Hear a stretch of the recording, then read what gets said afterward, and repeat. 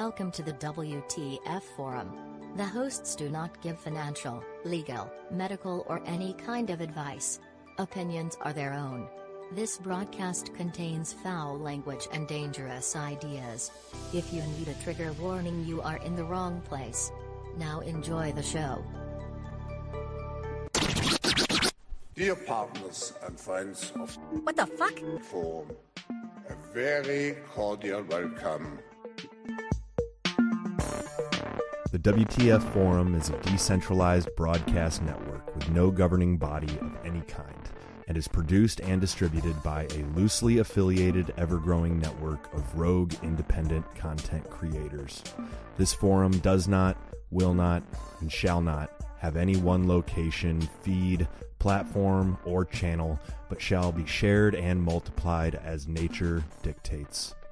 If any listener of the following proceedings finds themselves offended, they will be asked kindly to go fuck themselves.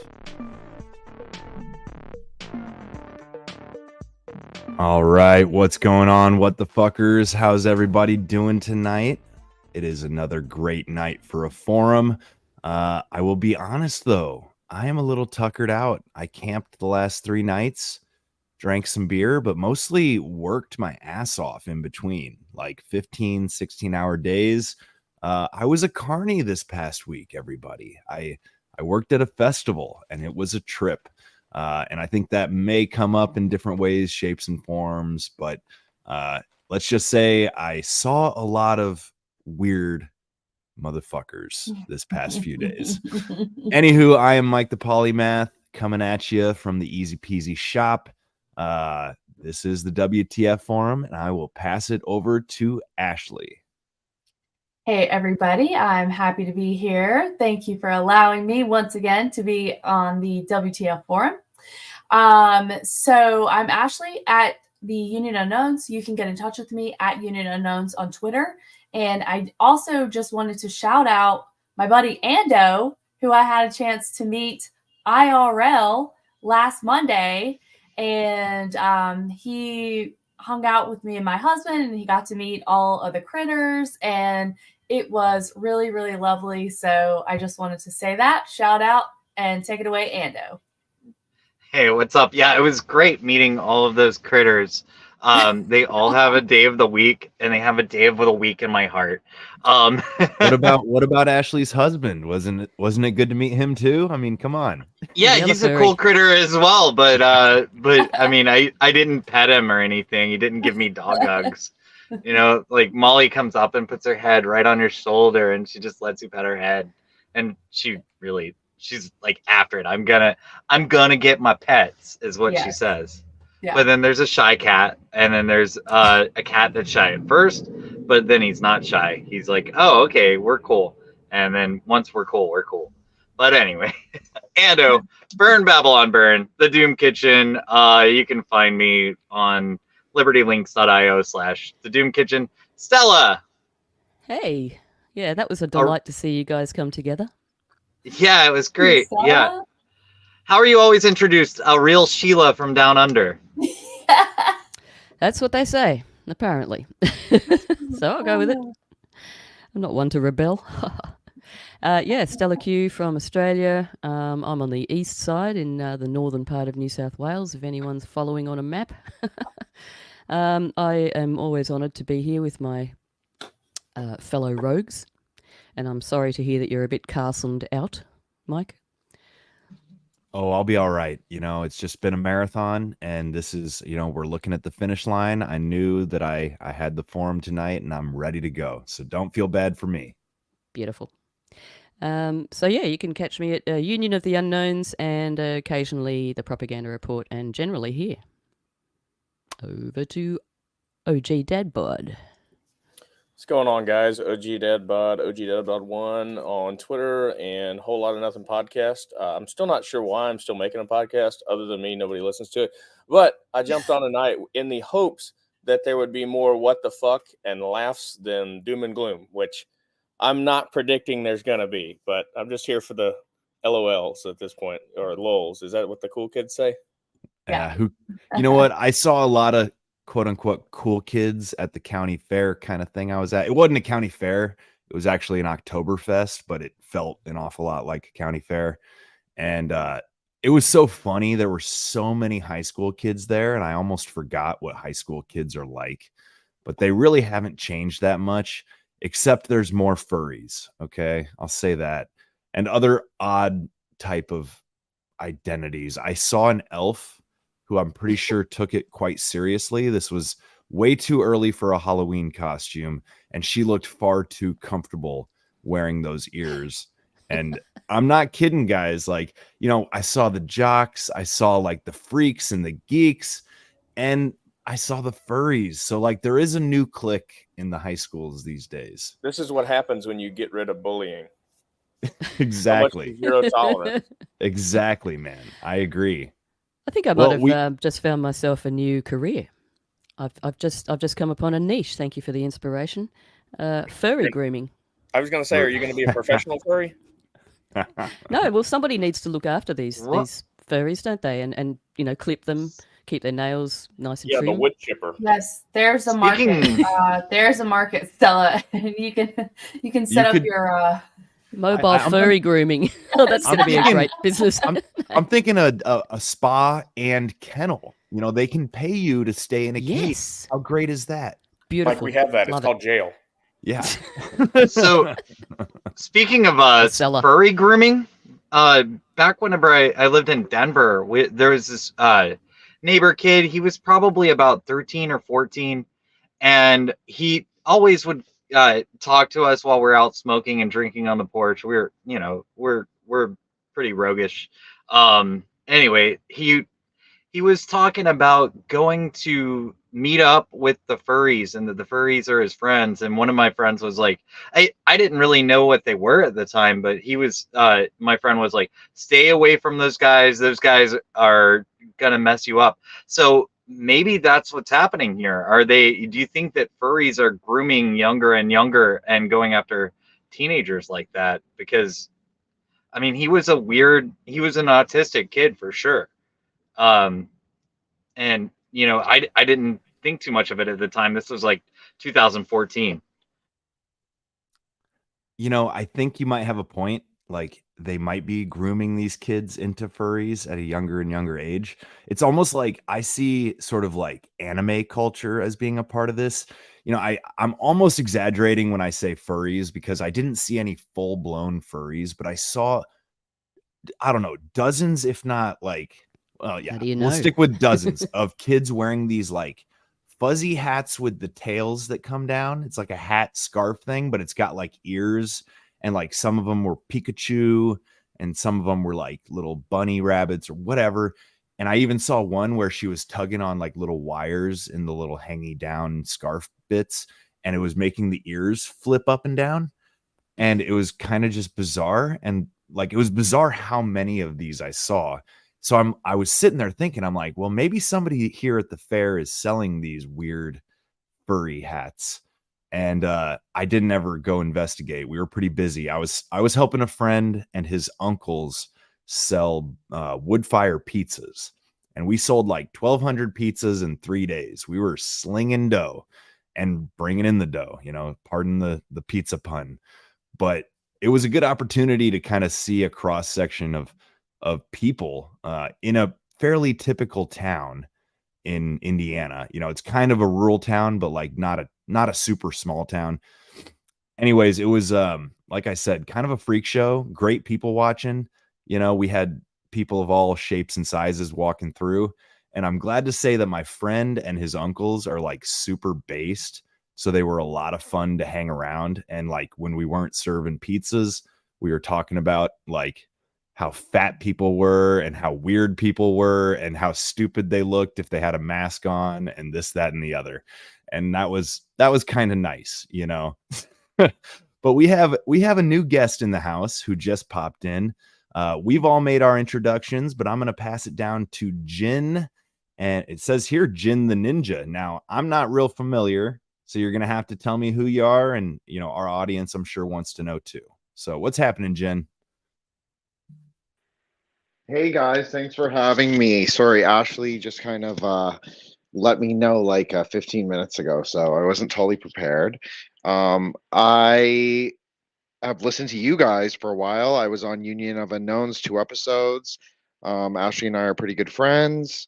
Also friends with Stella Q, mutuals with quite a few of you. So I basically have done a 11-part series on the Mahavidyas, which is like a syncretic grouping of Hindu Buddhist goddesses from Nepal, and on a show called Subconscious Realms. And I've done a couple episodes on occult rejects. Anyways, it doesn't matter, but all that I've done some occult series, we'll say.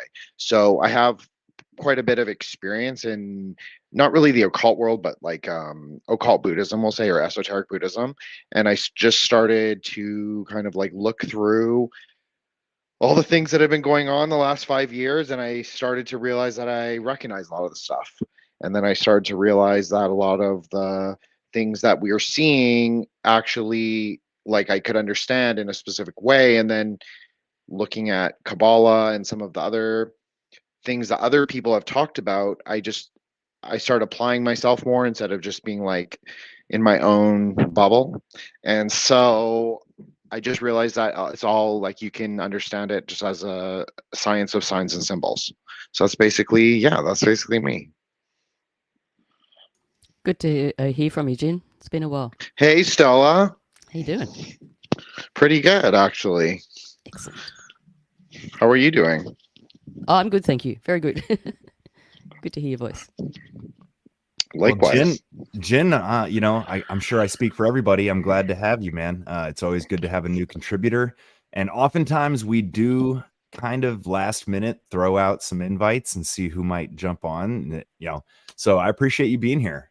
Really do. So am I hearing you right that you more contribute to other shows, or do you have a show of your own? I'm not sure if I heard you right. So I have been more of a contributor, and Ashley and I are doing a series actually on near-death experiences on Subconscious Realms. Just a shout out to that. But yes, I've been more of a contributor, but I have my own RSS feed coming up pretty soon here. It's going to be called Threshold Saints. Same name on Instagram if anyone wants to find me. Jin the Ninja on Twitter. So yeah, that's basically what I'm doing. But yeah, thanks, Mike, for having me. I really appreciate it. Absolutely. Yeah. I'm looking forward to tuning into Jen's podcast once it rolls out as well. Sorry, Mike, didn't mean to interrupt. Well, I was just going to kind of maybe lay out sort of what we're thinking for tonight. It's going to be maybe a little different. It's kind of like this craziness of the last few days with Israel and Gaza, and I think some shit's popping off in Syria too. And I actually, since I was doing stuff all weekend and I was camping, I wasn't looking at my phone. In fact, I kept my phone on Do Not Disturb basically for 3 days straight, and it was so nice. I kind of detoxed, but then I came back and I'm like, holy shit, there's some real fucking shit going down right now. And I kind of tried to catch up on it, but it's so much that I appreciate that I know some folks who I'm sure know a thing or two more than me about what's going on.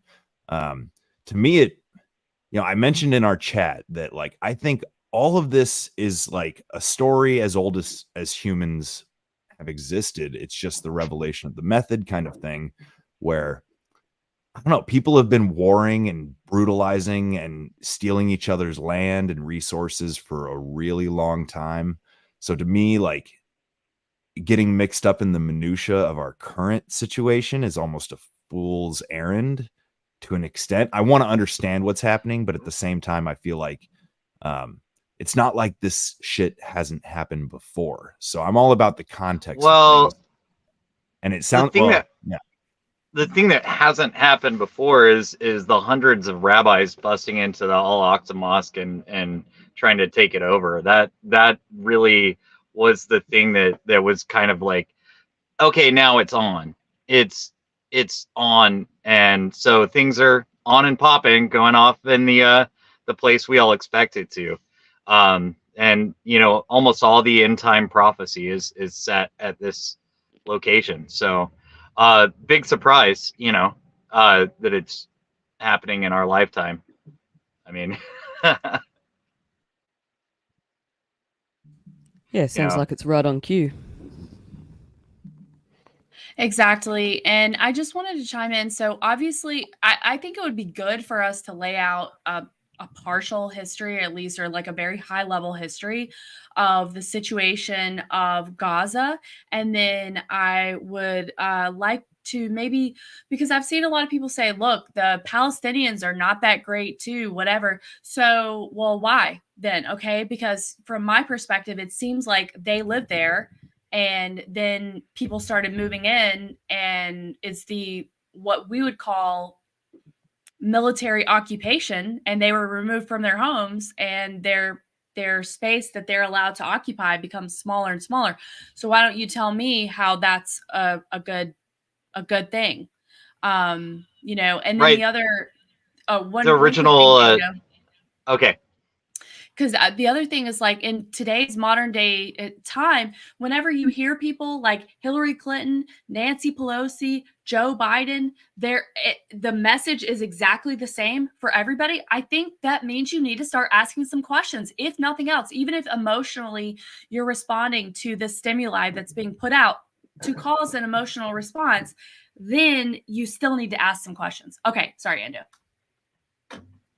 The original Sykes-Picot was a lot smaller than what it is now, and that was land that the Rothschilds gave to them, and it is expanded over decades, and it wasn't even properly ratified. If you listen to a couple of Grand Theft World episodes ago, 2 weeks ago, he has a really great interview in there. I can look up who he was talking to, but they have a huge discussion on that.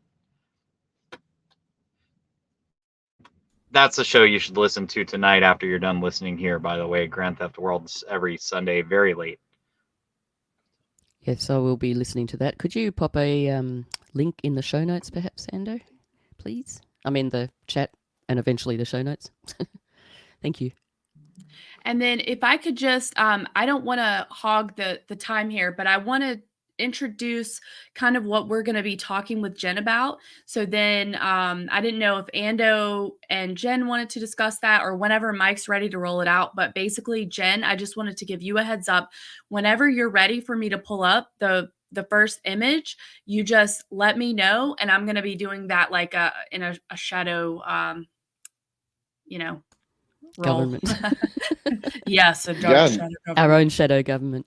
Yes. No problem. Like Ashley, whenever you're ready, you just do whatever. I'll just go with the flow. It's your show. Perfect. You guys show. So I think we should. a good guess. I think we should hop right into it. Really, I know OG's just here for the laughs, but it's kind of like we got to rip this Band-Aid off. Sort of. This is brutal stuff that we're about to talk about. So, like, I suppose trigger warning. Even though in our intro it says if you need a trigger warning, like you're in the wrong place. Fuck off. But this is in a way like No Laughing Matter. At the same time, we're the WTF Forum, so anything goes. If we happen to have a laugh here and there, don't judge us.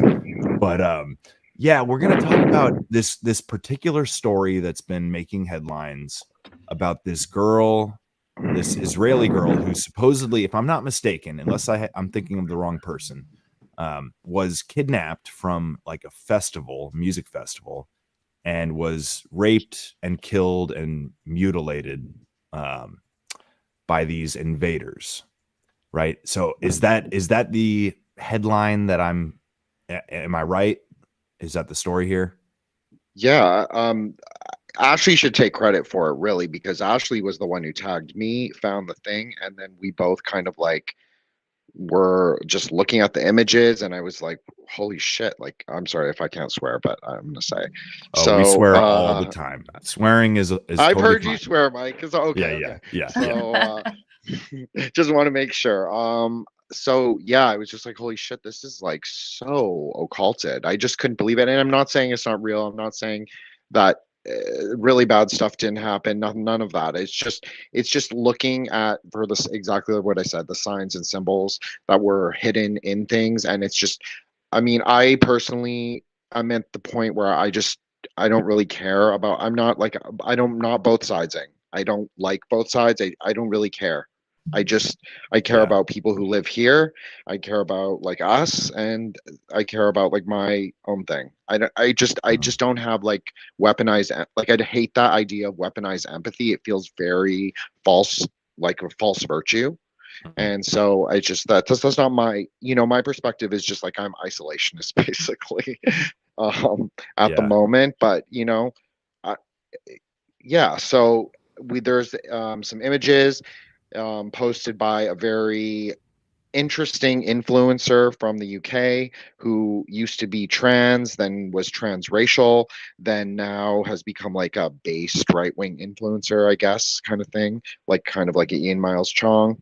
And so immediately I noticed, and obviously Ashley tagged me, so that's how I noticed, was he was saying she had 7,000 likes. And shout out to Drizzle too, because he also like said, like when Ashley showed him that it was like he said, it's like dark mother energy. And 7 is the number of like it's the feminine consort number if you're looking at it from like a more Kabbalistic or tantric perspective.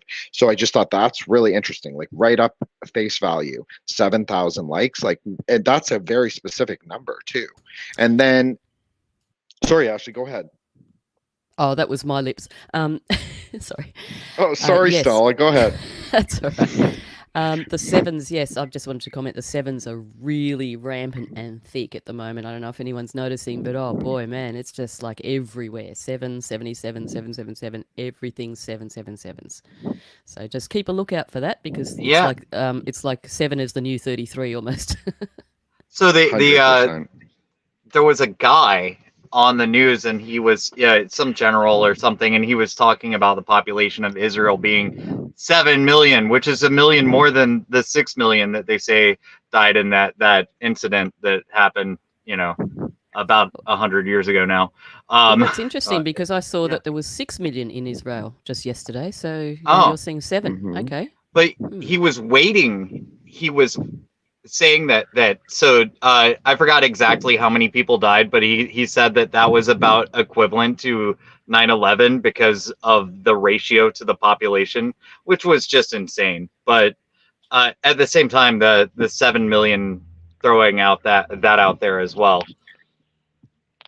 Let me just throw this out there is that I think you both can be right from an occult perspective, like because 7 plus 6 is 13, then you don't reduce 13 in numerology, you just keep it as like it's the anti-god number. So I just think that's also very interesting, is that they would put out both of those numbers, and then if you kind of like do the numerology of them, it becomes like the cabal number, the coven number. I just think that's interesting. Why is 13 so why is 13 an anti-god number? Because you've got the 12 apostles plus Jesus makes 13. That should be a good number. So like I'm not a ritual or ceremonial magician. I've never been like practiced like Telema or OTO or Golden Dawn. Like I was never into that. But from what I understand is that it was like because Crowley was a Calvinist, so it's like what is the saying? It's like Christianity without Jesus. That's basically, I've heard many even scholars describe it like that. So it's kind of like it's constant inversionism. I know that might surprise people because it is like a Christian denomination. Well, Christian in one way of thinking, but really Calvinism is, I would say, probably part of the inversionary religion, and likely they use the number 13 because it's like the apostle number. Could I also interject there? Just possibly, and I'm sure I've read this somewhere, that basically 13 is the apostles with Jesus plus Judas. So there's that. Oh yeah, I think that's totally right, Stella. I think you're totally right. I think it's even in one of Crowley's books, Liber Al, I believe. I think that is true. I think that is true. Like, again, I am just like new to some of the more like contemporary occultism. Ashley knows, like, I'm a very traditional like Buddhist. I'm not like, this is not my world, but I'm learning as I go. So, I believe that is true. I think that is exactly right. It's the number of Judas. And I think that also like her date on like the date that it's given, I think it's September 5th. I can't read it, but The fourth. So I Yeah, think so that is 13 as well. let me just read this really quick, Jen, and then I'll let you get into it. So what we're showing is what kicked this all off, which was a post by, as they were talking about, journalist Ollie London, and he's talking about this woman. So he said her final Instagram post dated September the 4th was captioned, quote, "As above, so below." And then he goes on to say, end quote, excuse me. He goes on to say, an ancient quote, which means that what happens in a higher realm also happens in a lower realm. She has received an outpouring of condolences on the post with over 7,000 comments. So this was what really grabbed my attention. First of all, because it struck me as a replication of the sympathy and emotional propaganda for today's day and time, which would be a stunningly hot influencer versus an incubator baby. So this was the original post that sort of got me thinking, and then I tagged Jen. Jen, if you want to take this away, and then also just let me know when you want me to pull up the other posts that you had shared. Sure. Thank you, Ashley. And of course, anyone jump in at any time and whatever you like want to talk or ask, whatever. We'll have a discussion. Sorry. If I may, yeah. I'm just putting myself in the perspective of a listener who knows nothing about this right now. So I think we need to be somewhat conscientious of that. Like, who first and foremost, this girl was an Israeli influencer, right? I mean, what do we know about this girl other than the stories that are being shown to us? She's German? She was German dual citizen. Okay. Can I please ask? Has anyone seen much video of this girl? I haven't. Moving pictures. Oh, looks like lost Jin. Looks like Jin is having technical issues. I don't know anything about her, so I just want to suggest that looks very AI to me. You're not totally wrong. Yeah, and we have a couple of other images of her, and they do look kind of like that. And it wouldn't surprise me if this person didn't exist or if this person was a crisis actor, for sure. A created character. Yes. We have been shown a number of influences of late that are AI, and they look very freaking real. And it wouldn't surprise me if that's the beta version that they've shown us, and what they actually use are the very much more advanced versions. That's my take. Yeah, I think that's very possible. I would agree with that. I mean, I'm very open to any interpretation of like her backstory. I'm not like married to any particular kind of like, it struck me so much. And even the 13 comes up in this post with September 4th. And because obviously September is the 9th month plus 4. And usually in numerology, you would add in the year, but I just like to focus on what they actually say, because I think like Mike said, it's revelation of the method. So you have to look at exactly what they are saying to you to understand. You cannot just add in correspondences as needed. You have to really look at what they're saying. And that's what's important. And I noticed, and the as above, so below, like to me, that's so interesting because there's so if people want to go back, and it's not to shout out another show, but Robbie Marks has a show called Meta Mindcast. He did a 3-part episode on the Emerald Tablets. So if people are interested in like that kind of like Hermetic axiom, like where it came from in the 9th and 10th century, that's where. Okay, so I'll just say Madame Blavatsky is the one who invented that saying, as above, so below. That is not like an ancient idea. The Emerald Tablets is a very short book. People can look it up. It's on archive.org. It's nothing like demonic or whatever. It's just about alchemy and transmutation, but not always external. It also can refer to internal things. So she supposedly translated this book, and she added in this thing, as above, so below, which in one way of thinking is sort of correct, but it's also inversionary, because the thinking is that we're in the 3rd turning right now, and we are entering the 4th turning. So when you're saying as above, so below, if you believe that it's already been inverted, what are you really saying? So I don't have a totally clear cosmogonic map of theosophy or any of that, but that's just kind of my thinking on it. Jim? Ashley, does that make sense? Sorry, go ahead, Stella. Okay. Yeah, I just wanted to ask when you said that Madame Blavatsky wrote the book, basically she translated it. Was it her, or I can't remember if it was her or Bailey that translated through that other character, the Asian-y looking guy? I can't remember his name. It's like a 3-part name. Do you know who I'm talking about? Yeah, is it Sri Aurobindo or the other one, or Krishnamurti? Is that who it No, I is? think it was the first guy you said. I can never remember his name. I But can't she either. used I'm so to bad at channel that. him, from what I remember. Oh yes, Correct? and the whole thing about ascended masters and Hmm. theosophy, and like, I mean, that's the whole basis of theosophy, is sort of an extension of spiritualism. So like the Fox sisters in New York in the 1870s, they did the table rapping, if people aren't familiar with that. And then, like Stella is saying, so this is like in the sort of like the 1920s, like just the pre-war time. There was all these archaeologists in Central Asia, in India, and they were playing something called the Great Game. So this has been going on in this region for 300 years, maybe longer. So yeah, she supposedly was a medium, although many people will say now that she was a fraud. But actually, most occultists, like most contemporary occultists, would actually say that she's was like real in some way. And Crowley said that she was, not that I care about what Crowley says, but it's just interesting to look at from that perspective, is that he said that she was like I don't know, like a 33-degree whatever OTO person. So I Mm-hmm. just think that's interesting. So she was like a medium supposedly for these higher forces. So she married spiritualism, which is like dealing with the spirits of the deceased, with this idea of like ritual high magic. And they were really obsessed.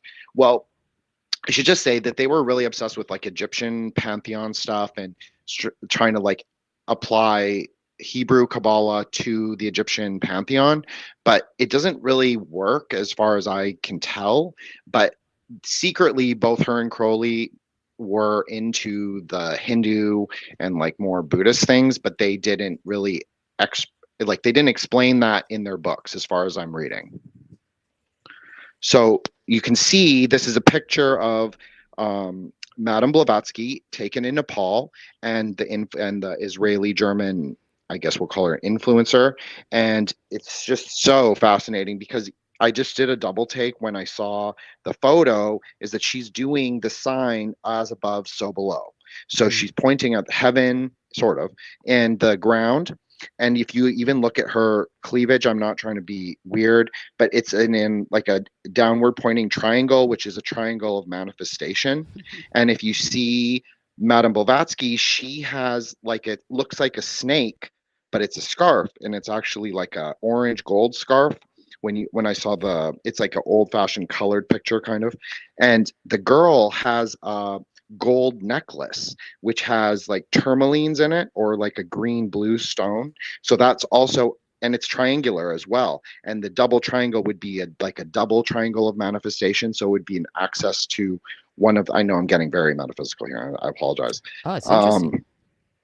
So, and they're also wearing black. So they're wearing black and gold each. Black and gold, as everybody here knows, is the color of the cube of in Mecca, the Kaaba, as well as in Hebrew Kabbalah is the colors for the sphere of Binah, which is the sphere where Saturn. So the planets are considered a lower concept in Kabbalah. The planets are not the entire sphere. There are 4 densities, and so black and gold, but black and gold is the general color of Binah, and Binah is the crystallizing sort of sphere that we go through if you believe in like the cycle of reincarnation, which Theosophists did. So we would pass through that when we are born, as well as pass through that when we die. So with the entry into formlessness and form as well. So just to summarize that, because sometimes I have to, because Jen does talk at a really high level, so I have to just try to condense it to like what I can understand. So what I would say here is that we have a woman who was a known occultist who was involved in all of this, the magic stuff that we often talk about here. And we're seeing a lot of that exact same symbology played out in one of these alleged victims of Hamas, including down to numbers, like we said, the 7,000, and then her quote, as above, so below. That's associated very much with the occultist in today's day and time. So I want to just be clear. In this particular Instagram post, did she caption it as above, so below? Like, was that made Yes. clear? That was made Yes. clear. In That's no so assumption. Okay. that is not an assumption. According to Ollie London, who is the reporter that's reporting on this, he said her final Instagram post was the one that had this image or a similar image where she said her final quote was "as above, so below," and it had 7,000 comments on it. So let me just say real quick. I don't know of many Instagram influencers that go an entire month without posting. Today is October point. 8th. So was it exactly 1 month then, more or less, like before she Pretty was much. supposedly It was killed? September the 4th was Yeah. her last. Now, if I can, last real one. quick, because I do wanna just be almost a devil's advocate here and say that human beings like us are very good at recognizing patterns, where they exist and where they don't exist. So I might try to bring a different perspective than necessarily like this is all, but I'm open to being influenced. Like I said in the chat, I think this is all human ecology. Like I'm not saying this girl wasn't just some girl who said some shit on Instagram or whatever and was, brutally killed. Maybe there's more to it than that, but like people have been killing each other for a very long time. I'm just going to keep maybe coming back to that. Like war is always brutal, and there's almost always like not almost there's always collateral damage on both sides. But it is strange when something like this gets just thrust into the conversation so forcefully. Exactly. So And it is that- worth looking at. Yeah. That's what I was going to say is that if someone doesn't believe this, that's fine. What I just want to convey throughout this whole thing is that there is some seriously weird symbolism happening, and it is being tied in with a very familiar propagandist feel that we've seen before. So we talked about this a little bit before the show, but to get the heartstrings of the American people pulled and to get them to support war, there was the daughter of a diplomat to Kuwait, and she testified in a televised court hearing that Iraqi soldiers were removing babies from Kuwait from incubators and throwing them on the ground. So my whole thought in all of this information that we've been flooded with about this particular narrative is a couple things. So we have all politicians in quote lockstep in their support for Israel. What we don't have is anybody in the mainstream giving you context or nuance about what could have precipitated this situation. They're automatically engaging you to a side. Then the other thing is just keeping in mind the propaganda narrative. We know that all wars are bankers' wars. So the war drums are being beat here, and that is what I'm telling people to just think about these things. Like maybe you don't believe in the symbology or the occult stuff that's being placed in us. That's fine, but at least do some thinking about why is this being shown? Why is Ollie London able to say all of this? I don't consider it to be anti-trans rhetoric. I consider it to be common sense. But why is he able to say that on his platform? It's because I think that these people they have what they're allowed to say because there is a bigger narrative that they will toe the line for 100%. I think it's important to point out too that there's two kinds of symbology going on here at the moment. There's the propaganda type symbology, like for instance, as a very clear example to me, where they just put out in Ukraine that, Marina Abramovich was going to be something to do with something, whatever, political. And it's like, oh, come on, you're just throwing Burley. You're throwing Burley to the conspiracy theorists, all right? So there's that. There's the propaganda symbology, and then there's the authentic symbology. And again, it doesn't really matter if you believe in it or not because they do. And that's assuming that that's correct. There's also the third option of they throw out the propaganda symbology, and then they throw out what we assume is authentic symbology, and none of it's authentic, and they're just playing us completely. So there's 3 sort of options there, but I tend to go with option 2, the first one, which they're throwing out fake crap, and they're also following their own symbology to communicate with each other. So there is no texts or emails or any records of anything. This is how they communicate. Yeah, I guess I'm just mostly speaking to the fact that the numerology thing for me is always kind of hard to get my head around. I'm not saying it is or isn't, but numbers are numbers. It's hard to, for me, I don't see those patterns. I see different patterns. So I want to like, I'm not trying to derail us from this, but I'll show you my perspective later when we've covered this girl some more. I want to hear more about what's going on with this. So let's just, I'm just going to run through your other slides real quick, Jen. So we'll take it from here. No problem. No, I just want to say that I agree 100% with what Stella said. Like, it doesn't matter if we believe it, they believe it. Like, they absolutely believe it. Like, even the Dutch East India Company had a Baal Shem on every ship.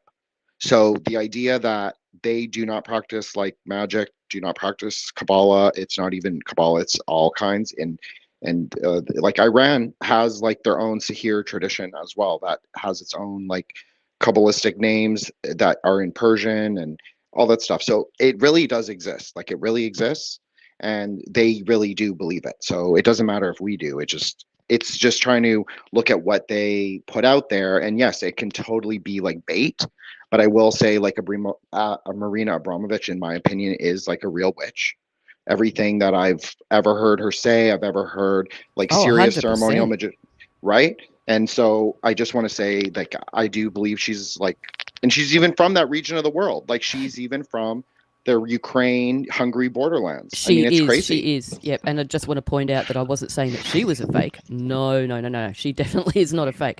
What I'm saying is that was a very propaganda type chess move to put her into a position of government, or I can't even quite remember what she was. I think they put her in charge of education. Is that right? Helping rebuild schools. Yeah. Oh my lord. No, I totally agree. I wasn't saying that, so I'm sorry if that's how it came across. I didn't mean that. I just meant that I think I agree with you. I think she's like the scapegoat. I think that's why that picture circulated with her holding the goat's head. I think that's even what that meant. Not just like a crazy, oh, she's a Satanist. Like, I actually think that she's just like the scapegoat. She's the one they put forth, because you have to also remember in Tolima, which came after Madame Blavatsky, but she kind of is a progenitor of it. They considered her like the kind of we'll call it like a semi-historical founder. The Coven Queens age out. So like, you have like people from the 60s and the 70s, they cycled through a lot of those people, like Tuesday Welds and who's the mom of Mariska Hargitay, who was really big into, I don't remember her name, I'm sorry. But anyways, there was a bunch of like 60s, 70s actresses who were Tuesday one. She's really beautiful and everything. And she, her career never really took off, but she was very heavily involved in the Church of Satan, as well as I think she was on a Beatles cover. I think she was on, they just, the Anton LaVey wrote like in one of his books, I've never read it, but I believe that they had, he wrote like a thing thanking her, or like an introduction in his book about her. So I just think that there's a lot of the girls age out is what I'm trying to say. So the idea of like having like a Babylon queen, it's not just like one metaphysical idea of like a goddess that exists in the ether. It's actually someone that exists here, and that they nominate for a set amount of time. Yep, so that's what I think when we're seeing like these influencer girls, I think we're kind of seeing them as like the sacrificial lambs, if you want to say that. Like, I think that they use the symbology to kind of, I don't know if it's like planned like way in advance, or it's just coincidence, or it's just like numbers that are just coincidental. But I will also say about numbers is that this is not true of Buddhism, but in Hebrew Kabbalah, everything comes down to numbers. I mean, everything in the Hebrew language is relatable to numbers, even spelling magic with a K. K is the 11th number of the alphabet. There are 11 spheres in the Kabbalah tree, both the upward tree and the downward tree. I just think, and then you got 22. And then if you consider the third secret tree, that's 33. So then you have the number of like ascendants, which is 34, which is 7. So I just think that the numbers really do. I mean, for someone who's practicing occultism, the numbers really are so important and they really make sense.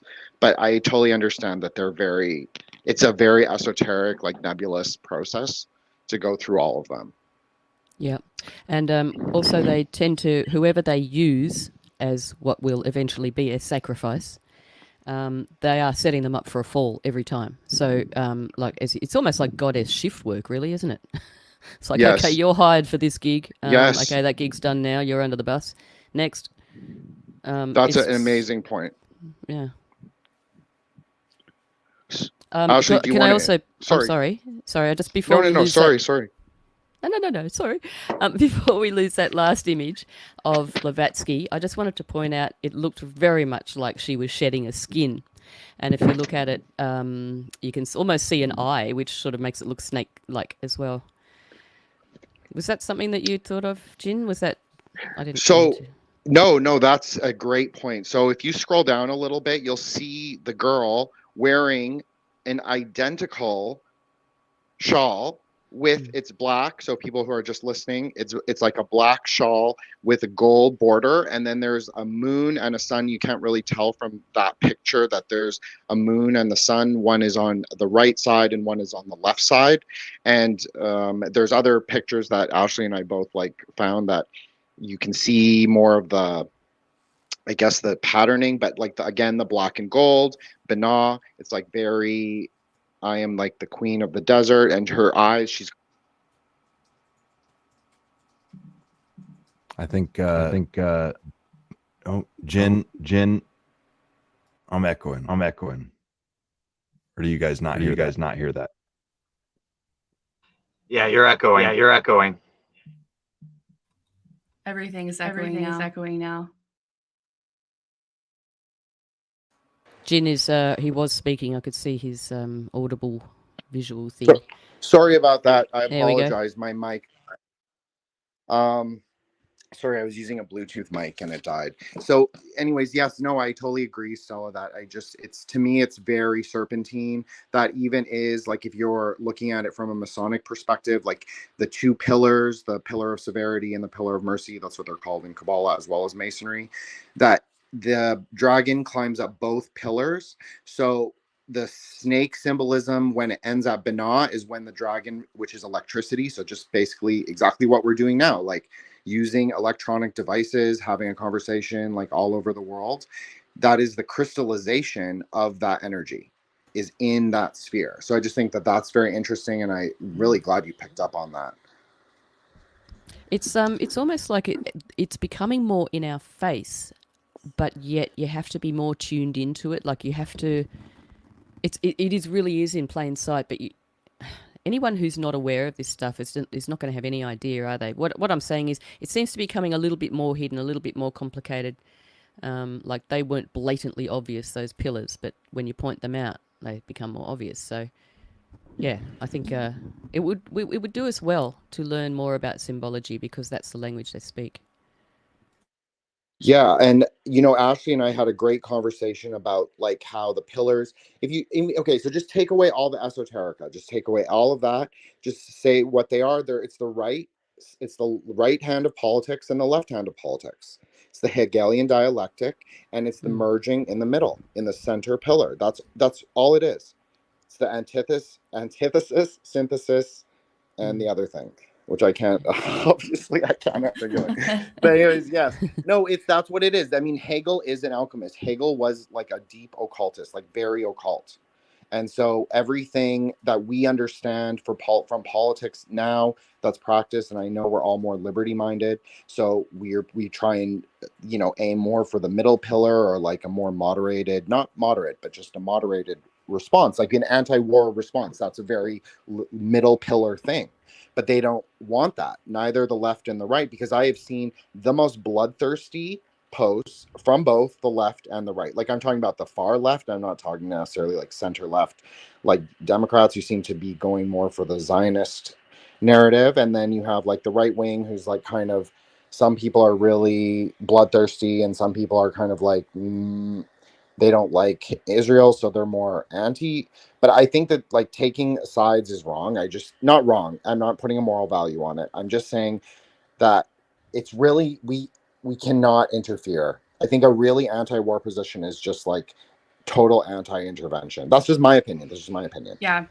And I have seen kind of the meme out there. They're like, oh, well, it was nice having you anti-war, right? For just, a year or so, because they're back and they're calling for Gaza and the Palestinian people to be turned into glass.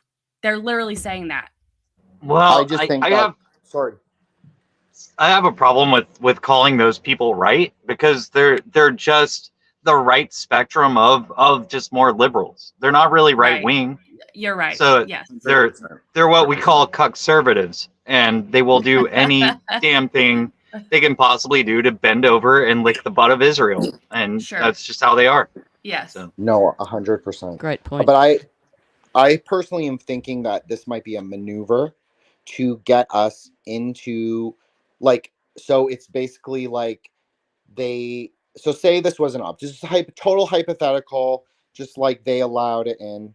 They allowed like that border to be crossed, okay? Just hypothetically, just in a thought experiment. And then they showed the things on social media that they showed, which seem very, we'll say, Instagram worthy, in the sense that a lot of the videos were very well done. And so then they divide us. And we are all liberals in some way of thinking, because we all live in a liberal kind of, or post-liberal world, at least. So everyone will have some liberal opinions, wherever we fall, just because that's what everything around us is. So I just think, they're trying to like make it so we have to take sides. And that's why I'm like very against taking sides. It's not that I don't think that one side is definitely, obviously the history of Israel is very occult in and of itself. The Balfour Declaration, all of that, like who was in that, and Cecil Rhodes, as we know from Grand Theft World and all of that. So I just think that they are playing the great game that they've always played. It's always been about Solomon's capstone, which is, you want to talk about like occultism, that is the capstone at Al-Aqsa Mosque, is the capstone from the Second Temple. So I just think that's really crazy. And they're fighting over that. What's interesting too about Solomon is that he was probably kind of, an early Mason, because he the Masons all revered Solomon and the King of Tyre, who they're always talking about Hiram, the King of Tyre. That was the guy who helped Solomon build the temple. And Solomon was doing all kinds of crazy stuff. He was summoning things, and he was binding demons, summoning angels, summoning jinn, just doing all kinds of stuff to build this temple. It was, I would think that God would think that that temple is an abomination based off of what Solomon did to build it. I totally agree with you. I'm not anti-Solomon in that I think that in the history of, we'll call it Christianity, that I think he's like an interesting figure. I do think he was like a magician. I'm not saying he wasn't. I'm not doing apologia for him, but I'm just saying looking at it as a tradition, you have different people or prophets, leaders that are flawed or not, and some are more holy than others. And, Solomon did preside over the Second Temple period. So the temple would not have been dedicated to one God. And someone else, one of my mutuals on Twitter, was talking about the curse of Asherah and how that is so prevalent right now, especially with the sevens, talking about 777. That is Crowley's Babylon whore number. So I think that's very interesting as well, just to throw that out there. I would agree with that, because I think it's interesting that they're finding, and I'm not saying if these women are actually real or if they're actors or whatever, I'm not saying they are whores, but I'm saying that they do sort of fit the symbology for that role, for that position. And this is the last image that I was going to bring up here, Jen, that you had shared. So the girl, for people who are listening only, on the right-hand side, we have another very beautiful young girl who was also allegedly taken by Hamas. This is a different person, but Jen saw some symbology in that. So I just wanted to have you explain this one, and then I'll be done with my screen share. And I appreciate your patience, Mike, on that. No, so the on the right hand side is the Whore of Babylon. This is from a 14th century British text. And then on the right, I think right hand side, yes, right hand side is, I say left. Okay, so the left hand side is the whore. I'm sorry, the girl is not a whore. I'm not saying that. I'm just mixed up with my sides. So the left hand side is the Whore of Babylon riding the 7-headed chimera, and then you have, and she's above, standing on the stone. So she's standing on what is considered to be the Solomon's capstone. And then you have a girl sitting there, very beautiful girl, sitting on a stone over but the river kind of is serpentine, and it kind of weaves in, and that's a very alchemical idea, and it's called riding the dragon. And you have her shirt is in very specific colors, and I know it doesn't look exactly like the image, but if you deoccult the colors, it really makes sense from a Kabbalistic perspective. You have the maroon, which is like the red, which is obviously like considered to be the mother of severity. And then you have the turquoise, which is like and you see there's in the image of the whore from Babylon, you see, I forgot who it is now, but I think it's the false prophet. He is wearing like a blue kind of like a gown, I'd say, like a magician's gown kind of. And so she has like a turquoise in her shirt, and then you have the white, which is the white celestial river, which is also the dragon, which is also smoke. Also, interestingly, we are in the Mars Ketu alignment right now. Ketu is the dragon's tail, and it's considered to be composed of smoke. So I just think that that's very interesting. You just have so many layers. And then also the two mountains in the background, if you can see that, it makes like a triangle. So when the mother descends, she descends into the valley, and then you have the right-hand pillar and the left-hand pillar, which are also symbolized by mountains. So I think that's very interesting. I'm not saying that it's right. I'm just saying it's interesting. It is very interesting, and her head is right where the mountains meet and the river comes from. Oh, yes. And I should just point out that in a more like very deep occult understanding, her touching her head, because the Whore of Babylon always holds the cup. It's very like important to her symbolism. She's always holding the cup of like, it's kind of like Pandora's box is how I've heard it described before. But there's another understanding when you see the girl touching her head, is that it can also be considered to be a skull cup. So she's touching her own head, and exactly. So there's a Buddhist image. Obviously, in Buddhism, we do not do any kind of like blood offerings, like none of that. But it's internal. It's like internal perception of giving offerings so that you kind of clear them away from yourself, like all of your sins, all of your like bullshit, all the things that you've like done in your life. You kind of like put it into a wrathful offering and give it to the deity, so the deity then consumes it. Then you can like move on to your next stage. So I'm offering that idea of the skull cup, and I think that that's very interesting, because you can't really see what her other hand is holding either. So I think that's also very interesting, and I think it's her. Sorry, go ahead, Saul. I'm sorry, just while we're on that moment. Well, there's two things there. One is that hand is up, the other one looks like it's probably down. So there again, we've got the as above, so below, possibly. 100%. And the other thing was, I'm just thinking, okay, so they're holding the cup. It looks like, the Holy Grail. Then I'm sort of thinking about, as what is internal, heaven is inside. Jesus said that himself, Luke 17:20, yes. I think it was. So it's like, well, I am holding the head. The head is what's inside my mind, my inner being, my inner understanding. That's the Holy Grail, the cup being held in her hand. I don't know. I'm just making those connections. No. That might be the basis of a whole religion. I don't know. No, I think it's also really interesting to look at the Kabbalah tree. Like, what is the top of the tree is the sphere called Kether, which is the crown. she's touching her temple, which Yeah, is like okay. considered the crown of the head. That's, to me, that stands out. And then we've got the corona crown virus that is screwing people up, crossing the blood-brain barrier, at all sorts of things there. So that's also an interesting. They're trying to destroy the Holy Grail almost, perhaps. I'm just spitballing. Yeah, the cup of life. The cup. Yeah. No, it's the cup of life that like gives us the ability to remember. So in a Buddhist way of thinking, it's to remember who we are.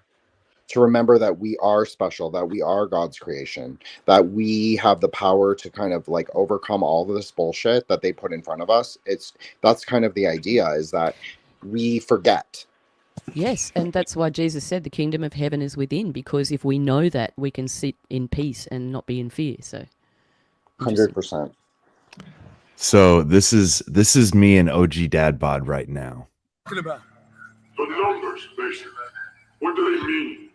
Where are they brought? I don't know anything about any numbers. What about? We don't know shit about the numbers. All right. OG. Yeah, I don't know how y'all follow this shit. Yeah. I haven't macrodosed my autism much this month. Well, I think it's a dense topic. We'll say it's a very dense topic. I think that something that I've observed, that everybody in the liberty and the truth space has their own areas that they spurg out about, as to quote Ando, right? So like, for example, Stella is very into the weather modification, very educated on that particular subject. Meanwhile, I'm like, they can do it, whatever. I'll defer to Stella. So I think that it's fine that and I understand not everybody's going to be into the symbology and the numerology aspect of it. But I do think these things are important to consider in what you're being shown. Maybe it's nothing, but I don't believe that. I think it's something, and I'm with Stella and Jen, and I think Ando as well, that they are trying to say something at least to each other, if not to us. The end of All right, go Revelation, ahead, Ando. Revelation 16:19. I'm going to skip to the end of it. And great Babylon came in remembrance before God, to give unto her the cup of wine of the fierceness of his wrath. Yep. Thank you, Ando. I see. This is where I need the whole like show. I need all of you guys to like help me where the parts that I'm weak, and the textual stuff in that way. I need that. So thank you so much for bringing that, because I think that really is so important.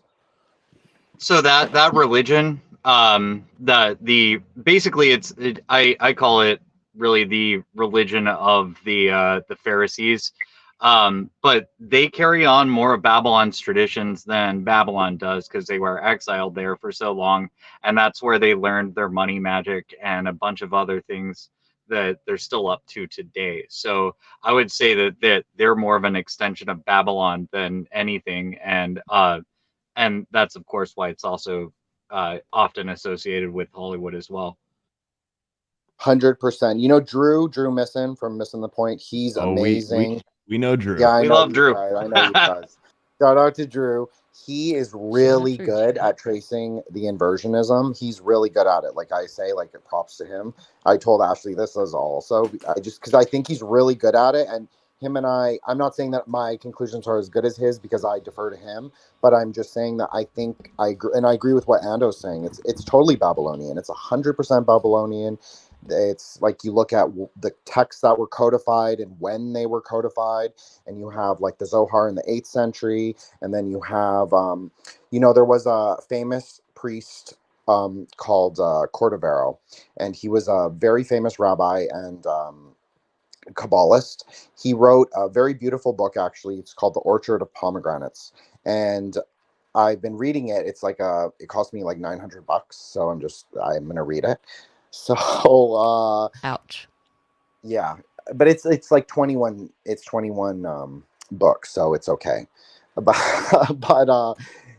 it's very beautiful, and I can see he was actually trying to rectify the inversionism. Like, I can see what he's talking about. He's talking about like every sphere is really not a sphere. It's just ways to understand God, different densities to take away the correspondences that had been added to God throughout the different periods. And then there was a different Kabbalist about 300 years later called Isaac Lurius, which is who I think is the beginning of Sabbateanism, although it's not Sabbatai Zevi. But he took what Cordovero had done, which was a very beautiful book, and he totally inverted it and said, oh no, there's not just a single tree. God is not just one. It's like many, and it's God the many, and it's polytheist Yahwehism, and every sphere is the whore of Babylon. And like, look, in Tibetan Buddhism, we have like a very similar idea, but we do not call her like a whore, and she's not a god, but she's like, it's a more conceptual idea. So I just want to point that out, that, you know, the Trinity and the triune God, or the idea of like the three, or even the trivium. Ashley and I talked about this on the NED episode, or the NDE episode. It's totally it's impossible to like go away from that. It just is. It's reoccurrent. It's in everything. It seems to be really important. So I just, you know, they took it and they made Ashira to be the whore, but like a lot of the other Central Asian religions didn't really view it like that. But there's also another view, which I'll just, before I finish, and I'll let you guys like talk about it, is that Ashira became the whore because they kept doing blood sacrifice and black magic.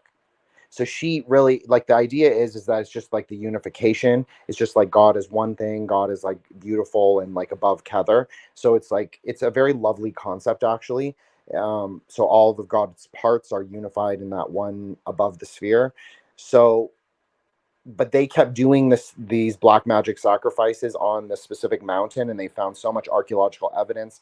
They had this like system where they would write these curse tablets, and they're actually even called curse tablets, and they would spread out into Central Asia and write the curse tablets and then throw them into like cracks in the earth or volcanoes. So it's this idea of kind of like zipping and unzipping. So by doing that, they kind of sinned against God. So then they had to rectify that. Then I said, like, you have another rabbi coming and like kind of disassembling that. And then so it's like this inversion, fixing, inversion, rectification. So it's like a constant process, like a cycle. Sorry, I know I went on a long time. Anyways. Can I just, Mike, do you want to say something? Go ahead.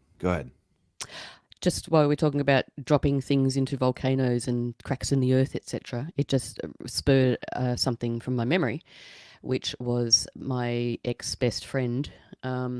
She was seeing a pilot at the time, and he was a Qantas pilot, but he also used to do private charters and things, like I guess on weekends or time off or whenever.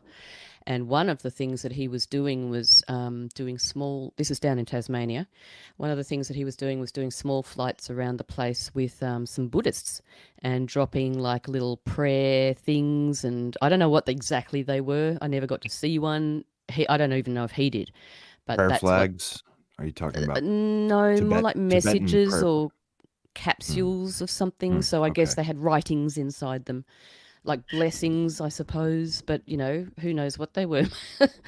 Maybe that was the inverted story. I don't know. But he has, interestingly and unfortunately, he has since committed suicide. So. Wow.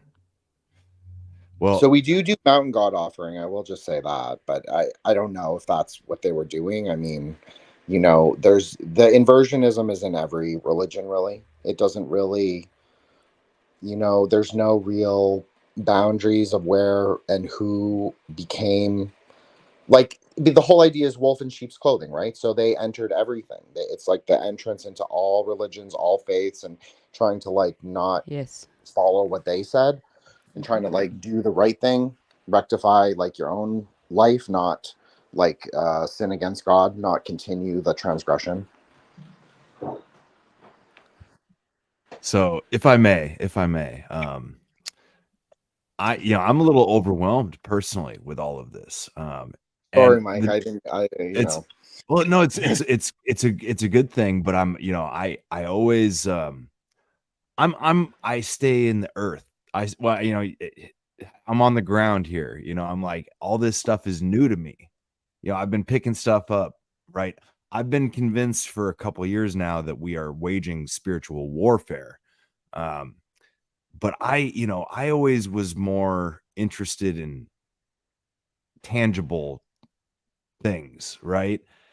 And I say this to say I have a clip that is like, I'm seeing a lot of synchronicities here. I grabbed a handful of clips, but I'm probably only going to use like one or two of them. But this history of Hawaii, like for the last few hundred years, long story short, I was with my friend at the campsite last night. Him and I were in school together. I went into the National Park Service in Utah, talked about it on the last episode. He went into the Park Service as an intern in Hawaii. And he's a guy with perspective. And he was talking about how just the Hawaii as a symbol of the passage of time, right? You have these teeny tiny little crumbling islands that are the oldest, and then you've got these big islands that are relatively new in geological terms. And there's all this history of the Polynesian people who settled there and were independent tribes, and then were eventually all conquered. And sort of this, the thing about islands is they operate in a vacuum. So they're sort of a microcosm of what happens to the rest of us. And I don't know, I found this to be interesting, but it connects a lot with what you guys are talking about as far as like blood sacrifice and sort of the hijacking of empathy for war. I think the use of this, the sacrificial whore, it almost makes me think of like Helen of Troy at the same time. And like the fact that they could convince a nation to go to war over a woman, or women and children. I mean, these are tactics that are old as time. So I'm not by any means, when I say I'm bringing a different perspective here, I don't want it to seem as if I'm disagreeing with anything. I'm just, this to me was worth playing at this point. So let's watch, not all of it, but you'll get the idea. I'm just going to let it roll here for a minute.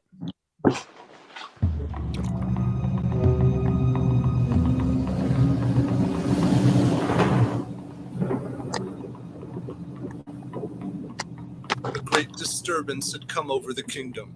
A boy of very noble blood had been born, and the mystic seers counseled the king that the child would become a killer of chiefs, who would rule the whole of this island called Hawaii.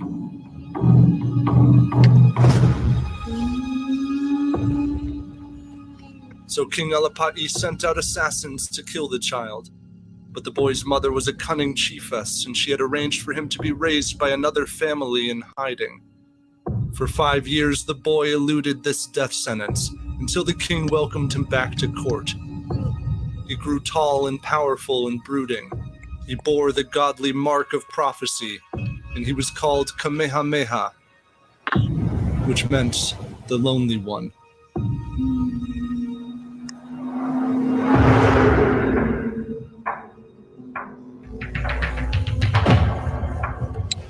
King Kalaniʻopuʻu had taken the throne sometime after the death of Alapa'i, but now he was dying and the matter of succession was at hand. There were jealous chiefs vying for lands, and hardly 3 years had passed since white men first visited these shores. The finest leader to succeed him was his strong nephew, Kamehameha, but the king intended to leave the throne to his eldest son, Kiwala'o, and merely granted some land to Kamehameha and designated him keeper of Ku, the war god. The religion of these islands had descended from that of the famed Polynesian explorers, who centuries before discovered and settled the archipelago. Soon blossomed among the people the essence of aloha, a blissful force manifested in kindness and familial love. And they cultivated a love for the land, from the coral beds flecked with brilliant creatures to the tall and sleeping rims of volcanoes. The gods had suffused this world with mana, a spiritual energy that permeated all things and prayers and people. but mana was not evenly distributed. Those of noble blood possessed it in great quantities, and so kings and chiefs claimed the right to issue kapu, spiritual codes of conduct. Kapu demanded commoners lower their heads before chiefs and stipulated that women could not dine with men, nor could women consume the divine foods of pork, bananas, or coconuts. The punishment for breaking the kapu was death, and from the bones of those sacrificed or otherwise slain, one could reap the mana of their enemies. Now denied his place on the throne, Kamehameha defied the king. He sacrificed a rebellious noble and took the mana for himself. Kalaniʻopuʻu was dead, and his furious, disinherited son Keua attacked Kamehameha's lands, killed some of his people, and offered their bodies in sacrifice to his half-brother, the new king, Kiwalao. Kamehameha rallied his chiefs for war. Warriors clashed with jagged clubs and barbed spears, and on the battlefield, King Kiwalao was struck down by a stone. One of Kamehameha's warriors fell on him with a sharp-toothed dagger and slashed his throat. Kamehameha now reigned over half of the island. Keua fled south, swearing vengeance, and for years he and the other chiefs would bitterly contain Kamehameha's attempts at further expansion. The battle lines held firm. Something was needed to break them.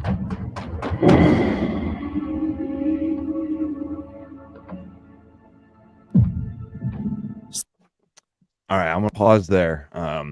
We can come back to this if you guys find it intriguing, but obviously there's a whole lot of lore about blood sacrifice in Hawaii, sort of pre-Western influence, right?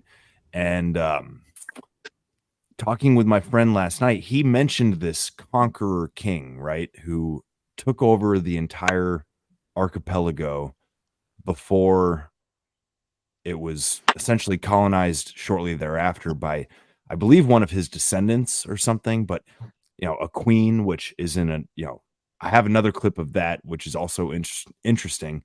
To me, this is what I call human ecology. It's like people have been killing each other and taking over lands and conquering, and all these different religions with their occult symbology, right?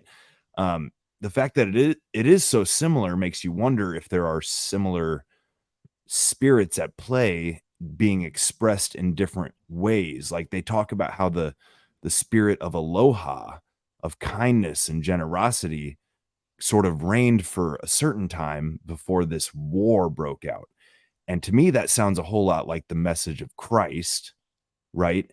And like these stories and these religions seem to have so much in common, just like we, with language barrier comes a difference of expression, right? I'm not, I don't know, any thoughts at this point. I'm not trying to be sacrilegious. I'm just seeing there's overlap, right?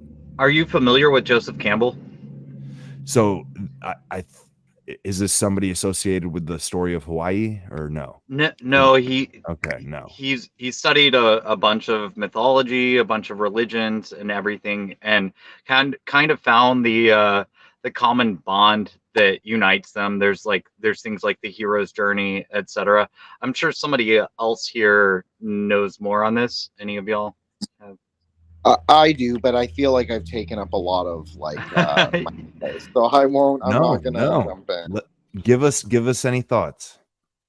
Well, okay, so I thought that was it was like very synchronistic, Mike, that you added that, and then I love the addition of Joseph Campbell. So Joseph Campbell really believed that this is the idea that I'm kind of coming to too, that we do live in like a perennial system, like there is a kind of a perennial religion. Now, I do view it like Christianity is an innovation because we don't need to do blood sacrifice because it's already been done for us. So I do believe that every cycle there's an innovation that moves us closer to like being more, not unified with God, but just like closer to being more God, like more like better as a humanity, not just like so caught in low desires. So I do think that Christianity is a great innovation. I'm a big fan of Jesus in that way. And I think that, but I think what is really interesting about Hawaii is the idea of the volcano. And sometimes volcanoes can produce lightning. So like think of like if anyone's familiar with like Randall Carlson or that whole like Vajra thing, like in Buddhism, Vajra is the pristine diamond thunder energy. But it isn't really like this free, like I know that's what his thing is, and I'm not saying that's wrong. I'm just, my own perspective is that it's literally just raw. It's like our internal energies that we purify through hermeneutic practices with the text, and then we have Vajra in ourselves. That's really what Buddhism is talking about. But there's this other idea that you can access that power and cause it to descend. So the descending mother, and when it happens over the volcano, that is her symbol. And I will just say that in Hawaii, there are many Vajrayana temples, some Japanese, some Tibetan, and they do offer sacrifices to Pele. And when I say sacrifices, I'm talking about like cakes, like little, they're called tormas. They're just little like offering cakes. So they do offer it to Pele, but she is not considered to be like a Buddha or anything. She's considered to be just like a worldly goddess. So very ferocious, very like, you just propitiate her to kind of keep her happy. But I think that's really interesting as well, to bring that kind of like full circle. And Joseph Campbell also believed that we live in a perennial system. And I just think that you can like look and see, I think that there was more unified tradition. That's my personal opinion. It's just that I think there was a more unified tradition. I think it spread out. I think it became like more of these like shamanism, like kind of religions. I don't look at shamanism in the way that some people look at it, where they kind of deify it, if you want to call it that. I look at it more as a degrading. So anyways, anyone can jump in. Well, I saw Ando wanted to jump in. I just have one quick thing to say about a volcano in Hawaii that my friend told me last night. He said he knows a guy that he worked with who, you all remember the missile warning, right? The nuclear missile warning that went out onto everybody's cell phones in Hawaii, and everybody thought they were about to die. You remember that story, right? Yes, Okay, good. Yes. So apparently this guy that he worked with, when he got that text, he said, fuck this, I'm not going to die. And because he worked with the Park Service, he knew about this outpost because he had worked at this outpost like a lot, in a dormant volcano, like way down in there, right? And he's like, I'm going for the volcano. He stole the national park's mule team, grabbed a 12 gauge shotgun and a shovel, I guess, because he knew what tools were already down there, and he knew there wasn't a shovel. And he's like, all I need is a shovel and a 12 gauge and I'll be all right. And it's full of canned goods and shit already and shit. Anyways, it's like, it's a funny story because his instinct in a time of crisis or perceived crisis, where he thought, nuclear fucking weapons were heading towards Hawaii, he went to the center of the volcano out of some kind of instinct. That's kind of bizarre. Apparently he got in some trouble for stealing the mules when he got, he stayed there for like 48 hours and then came out. And his bosses were pissed. But yeah, anywho, what'd you have there for us, Ando? That's a cool story. What I was going to bring up there was Genesis 6:4, and there were giants on the earth in those days. And after that, when the sons of God came into the daughters of men, and they bare children with them, the same became mighty men, which were of old men of renown. So these are like, I think that these are a lot of these, demigods that you hear about throughout, whether it be Heracles or Maui or any of these, that you hear throughout the cultures throughout the world. Remember, this is all of our story, and really our enemies are those who tried to occult it. There's so many versions of this story that are dead now because of things like the Library of Alexandria burning, and just the way that information is trying to be occulted. the meaning of the word occult, hide it, and people like the Vatican, for instance, who try to keep all this information from us, and then there's people that don't do a lot of justice to translations, but the entire history of the world is, it's like we get this really great version with Genesis, but then there's 6 or 7 different versions of Genesis, and Yasher being one of the more common ones that you can find, and it's got details that were left out of there. There's a whole bunch of details that are hidden, and I think it's just important to figure out the history of the world, and to figure out where we're sitting right now.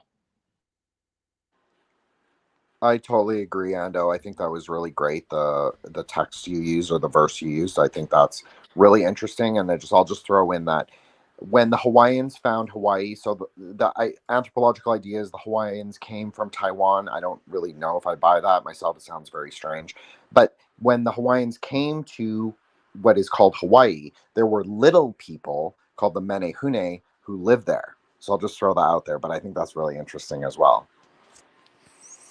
Something that I was thinking about while I was watching all that was just basically human sacrifice to Baal. And it took me back to the 2022 Commonwealth Games. I don't know if you want to roll this or not, but I'll just put it there. That's a cube. That's with a time mark. It just took me back to that with they were showing us. And you think about sort of what's been happening since then. There's been quite a lot of, Lahaina, obviously. I'm just bringing that back into the psyche, basically. So this is this is the time. I'm not familiar with this, so should we play it? Really? Okay, Yeah. strap yourself in. All right, this here is we the go. 2022 Commonwealth Games opening ceremony. This is part of it. Later I came part. to this city. I had never heard its name, but I would come to understand it through the doctors and nurses at the Queen Elizabeth Hospital. It is my honor to say, welcome to Birmingham.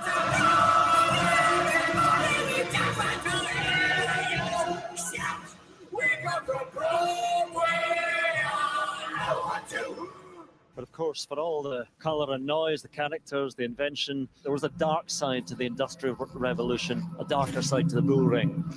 As the beat pounds to remind us of the relentless drive of industry, they drag a beast, a bull, 10 meters high. And enraged by injustice, the bull breaks free and causes pandemonium. Bulls were baited and sold here in the city centre for centuries. It's no doubt going to be up to Stella and the Dreamers to try and halt the bull. Stella offers friendship and compassion to tame the beast. Hello, Birmingham, you all right? What the fuck was that about? Should I keep playing it, Stella? Yeah, that was some if crazy. you want to say it. There's more weirdness. This is pretty weird already, man. Yeah, it gets weirder. Do we want to break any of it down? So she was holding a glowing crystal. I saw that. Dragging a bull. I mean, we probably need to describe it for the listeners. So there's a giant metallic-looking bull, like it's huge, being dragged in to the ceremony area, and there's lots of people around. They're all sort of doing horns with their fingers on their heads and things. And there's this particular lady called Stella, good one, who seems to be able to tame the bull, and that also took me back to Crocodile Dundee. Remember that when he tamed the wild bull with his hands were like the bull horns? You remember that? Maybe not.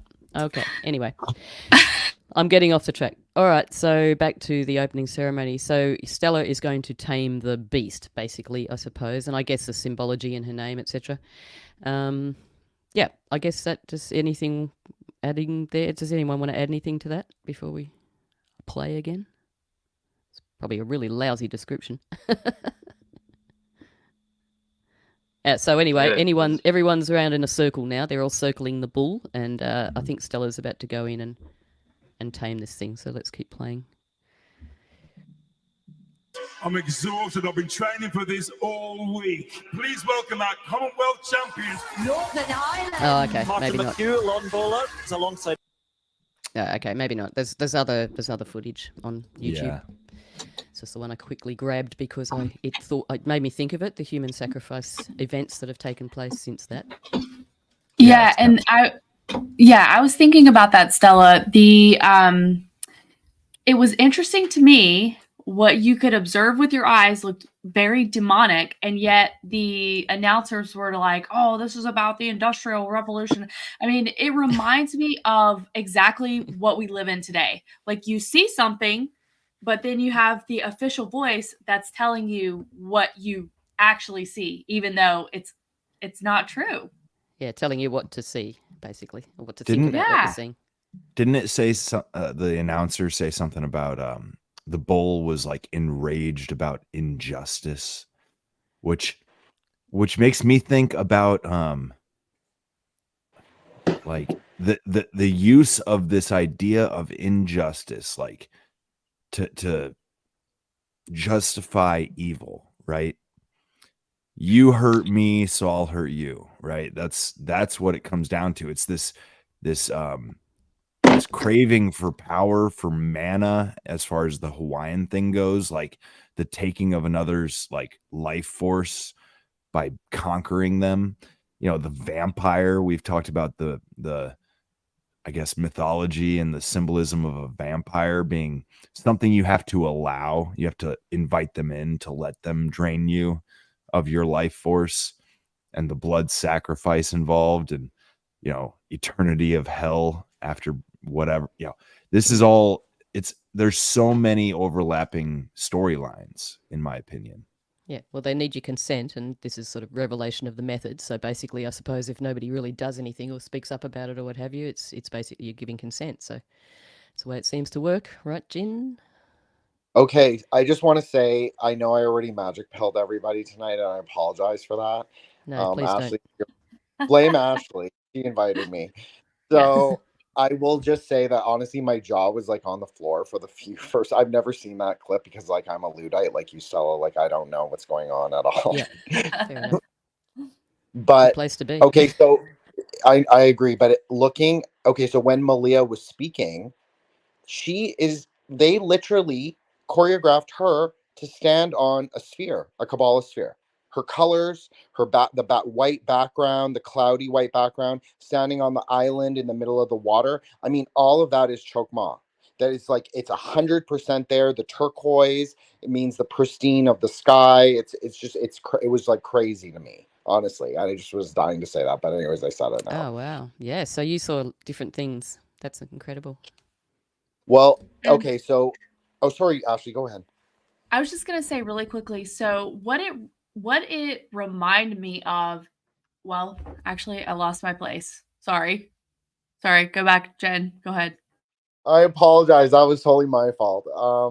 Okay, so no, it was really crazy, the whole Malia thing, and her colors, and even wearing the scarf like over her. I know she's Muslim, or supposedly Muslim, but she's wearing the scarf that kind of covers her hair. I mean, even like if I showed you the picture of the goddess that's supposedly there at that sphere, it looks like 1-to-1. It's like honestly crazy. So I just think that's really wild. And then the choreography of like, it's almost like a cemetery, if you want to say that, like when they're doing the bull dance. And in Buddhism, we have the idea of the god of death is called Yama, and he is like a giant buffalo. And I think that also like matches very well to what we saw. And I mean, that is crazy that she's standing upon the supernal ocean. That's what it would mean.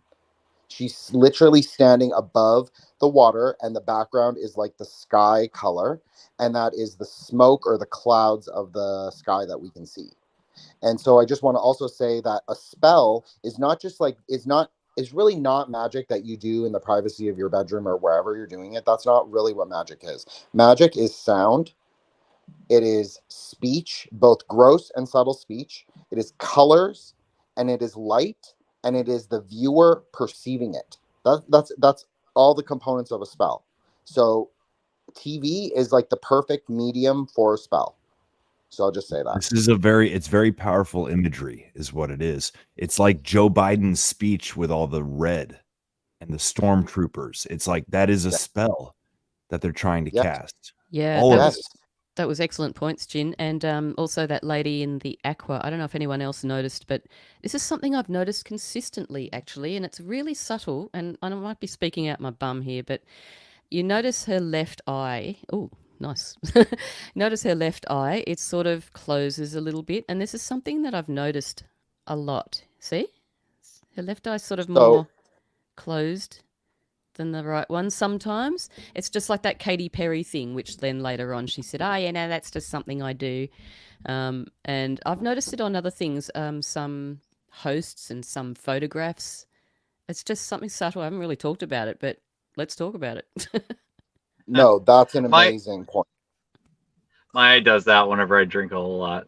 Yeah, mine. There's that as well. There's also the natural thing, some people do have a lazy yeah. eye, so we've got to take that into account. Yeah. But Jin, what you think that's a point about something? Oh yeah, 100. Like, okay, so there's an idea, and if anyone watches occult, the Occult Rejects and Friends with NYP, he did a whole series on the eye and how the eye really is where all the magic takes place, because it's where colors happen. It's a sphere. It's like, anyways, people can go watch that. But I just think it's really interesting because it's said that magicians often have eye problems. It's very common that people who cross or play in the spheres, is what it's called, they will come back. When you come back to what we would call Malkuth, so Earth, you would have eye problems because it's like all the magic's happening in your eye.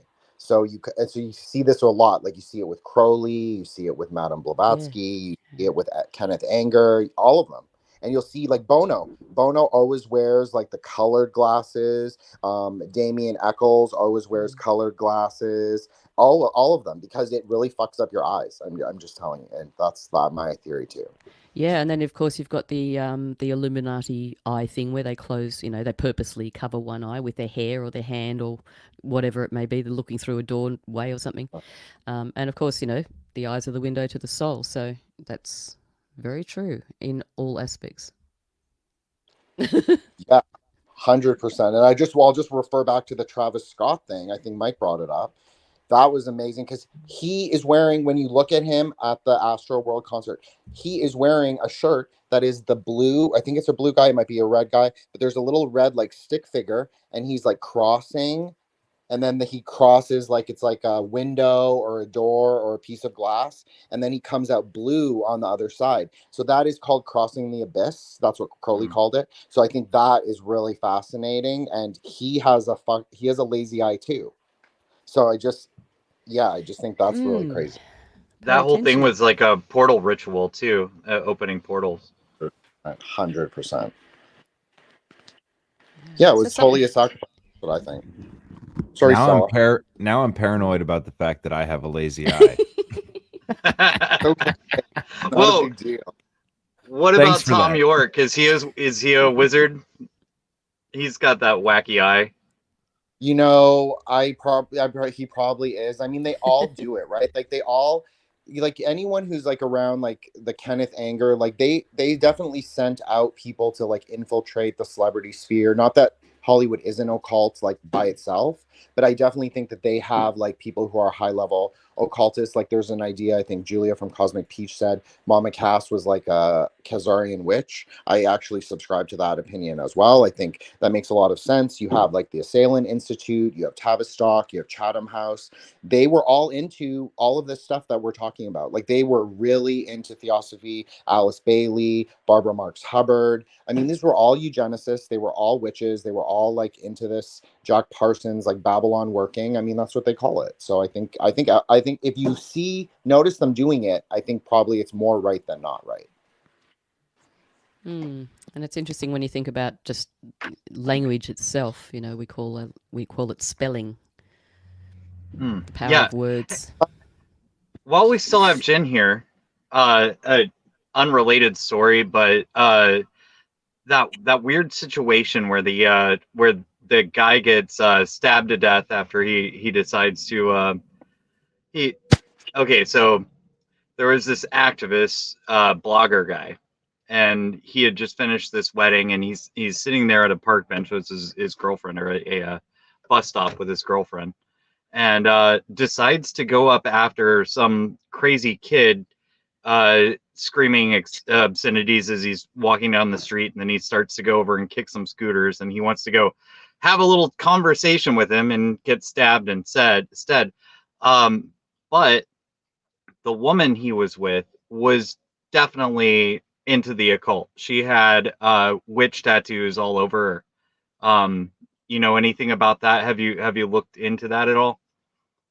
So that's a really great question, and I really agree with you, Ando. I think there's something really sus about that. I think, the left hand, Ashley and I talked about this, the left-hand path is the path of do what thou will.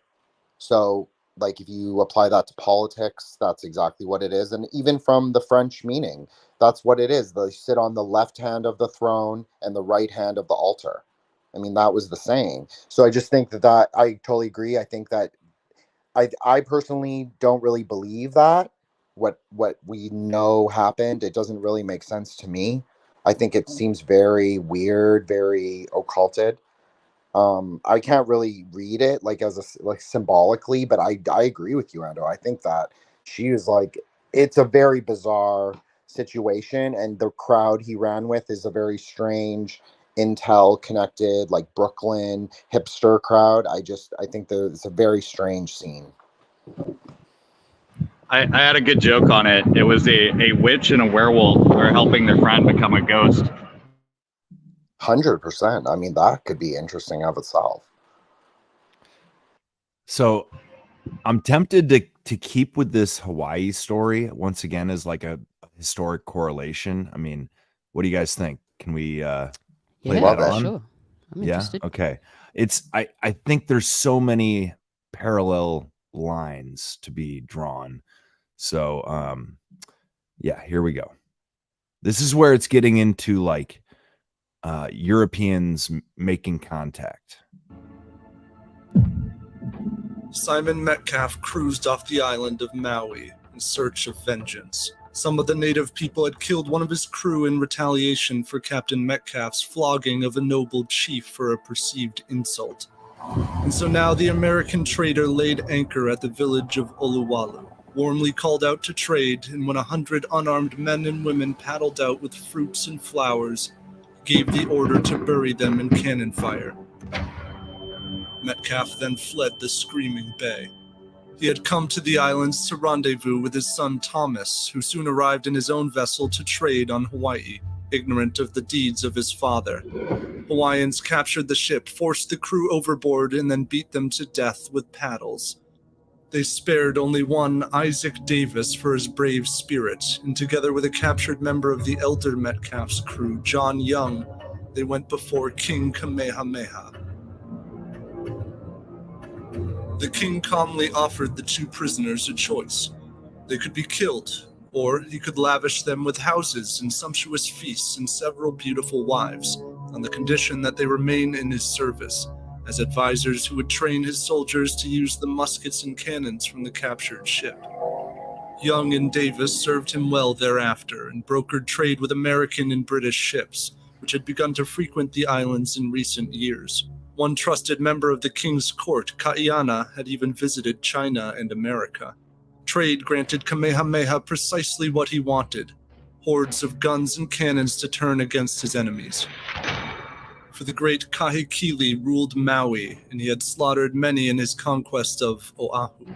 And there he lived in a house built from the bones of the chiefs who defied him. The man was rumored to be the true father of Kamehameha, but it mattered not.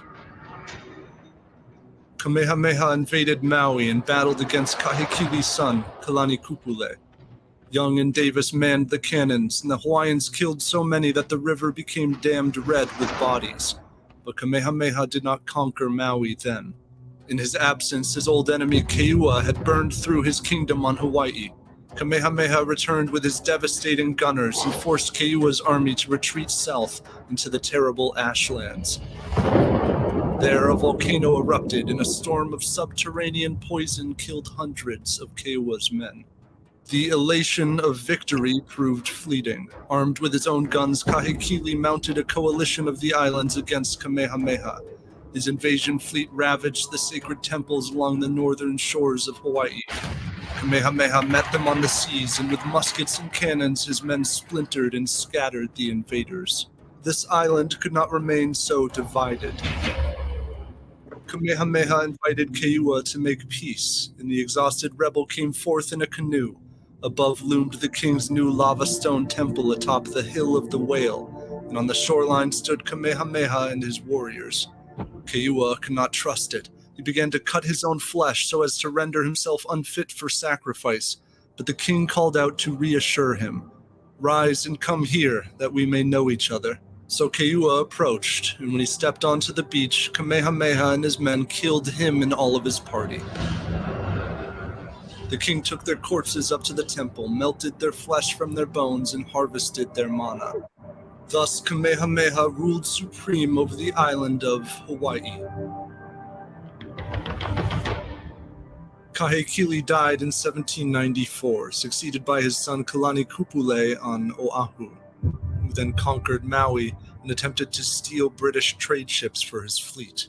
Kamehameha did not intend to make enemies of the outsiders. After deftly courting an alliance with British diplomats, he sent out an army of 10,000 warriors. They overran Maui and then proceeded to swarm the hills of Oahu, where they clashed with defenders under the command of a traitor to Kamehameha, Kaiana. They shot a cannonball through him, and the Oahu forces fell back to their camp on the cliffed overlook of Nu'uanupali. Then came the blare of war shells and the wrath of Kamehameha's warriors, who scaled the mountain shooting and lancing all in their path, until at last the army of Oahu became trapped between their jagged spears in a 1,000-foot drop to the valley below. The men of Kamehameha slew many where they stood, and hundreds more they forced over the precipice.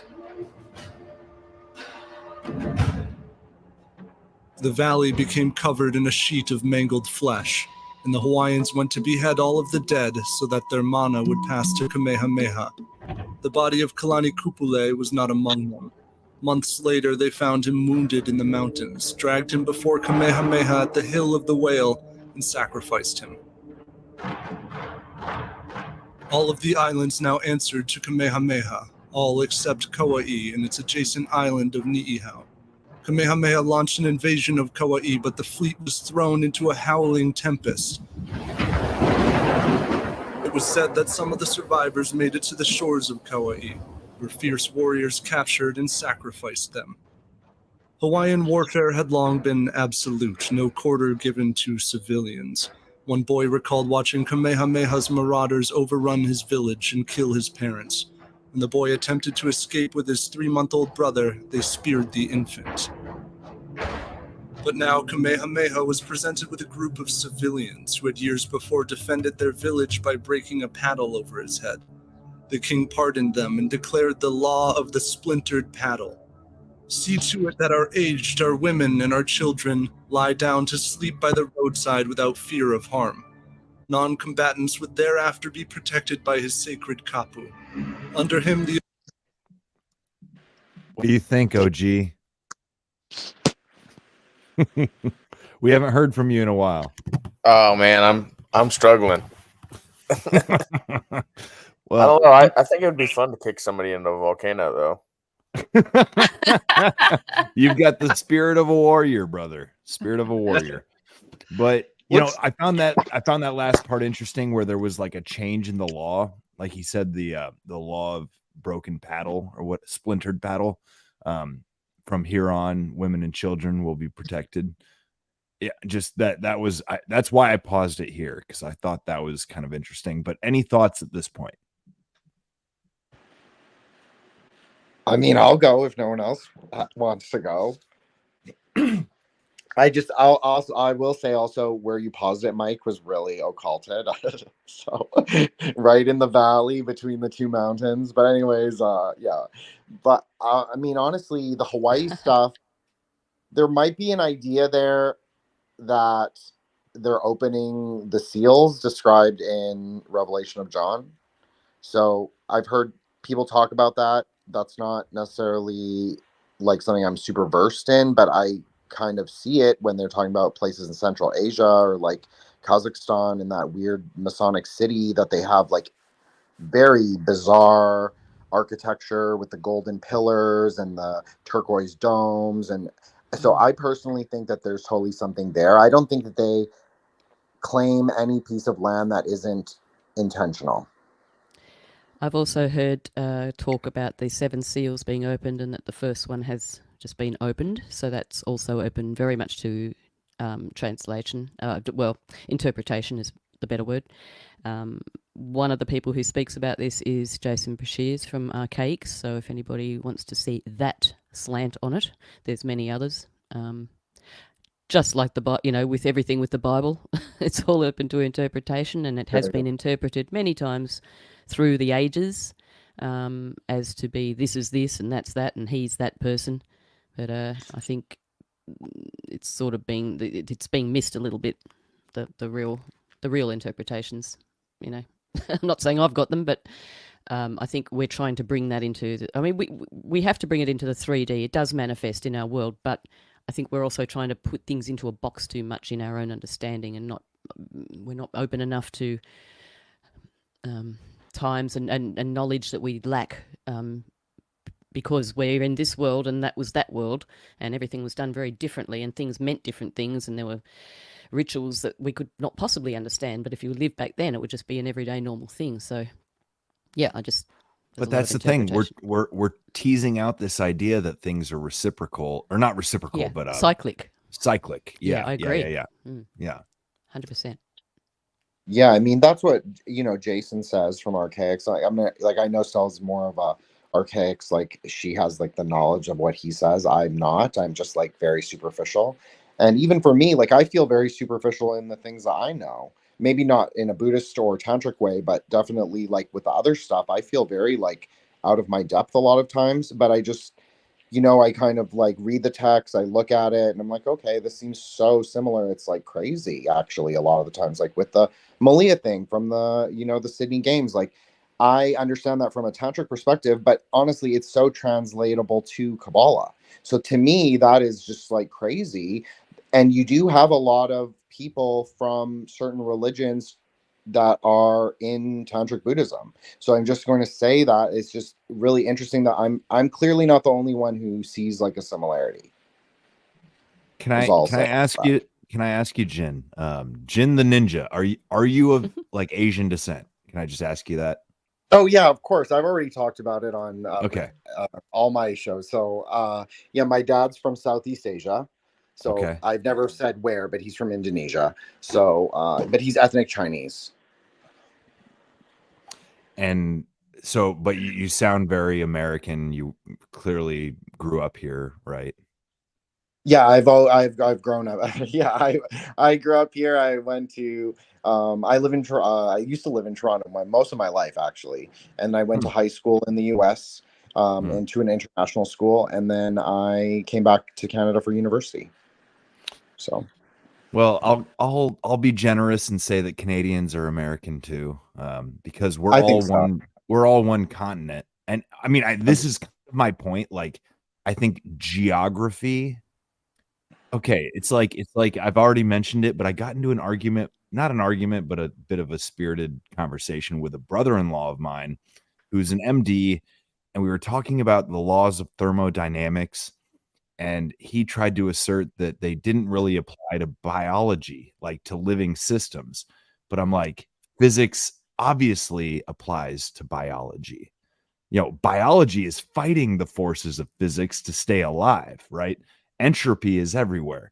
And to me, it's like this reductionistic idea to say that all that matters are the current borders that we consider quote unquote real.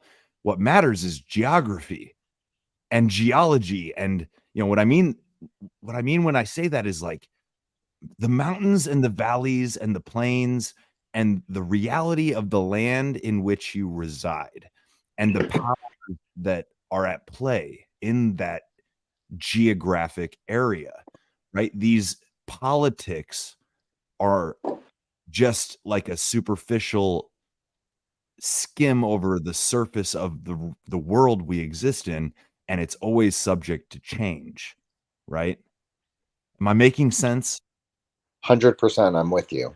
I'm with you 100%. Everything you just said, I agree, cosign, So everything. we're going to get to it with the Hawaii story shortly, but my friend last night, he mentioned we were talking about just this like inevitability of these shifts in power and culture and population, fill in the blank, and how, it's like if America didn't colonize Hawaii eventually, Japan would have. Hawaii is in this weird place, right? Like between the West and the East. It's caught in the crossfire. So somebody wanted it. Everybody wanted it. Like it's no mistake that quote unquote missionaries, how often have we heard that word? It's almost like the same thing as pioneer or even colonizer, I guess, but like, missionaries come before the troops, right? So like in Hawaii, it was missionaries that initially landed and soon follows the government, just a thought there. And I'm willing to open it up. There's more to this story that I would like us to get to, but feel free to speak your mind. I agree. I mean, look at the Jesuits in Asia. I mean, I'll just speak from that because that's more my academic background. Ashley already knows, and Sel also. But yeah, the Jesuits went to China.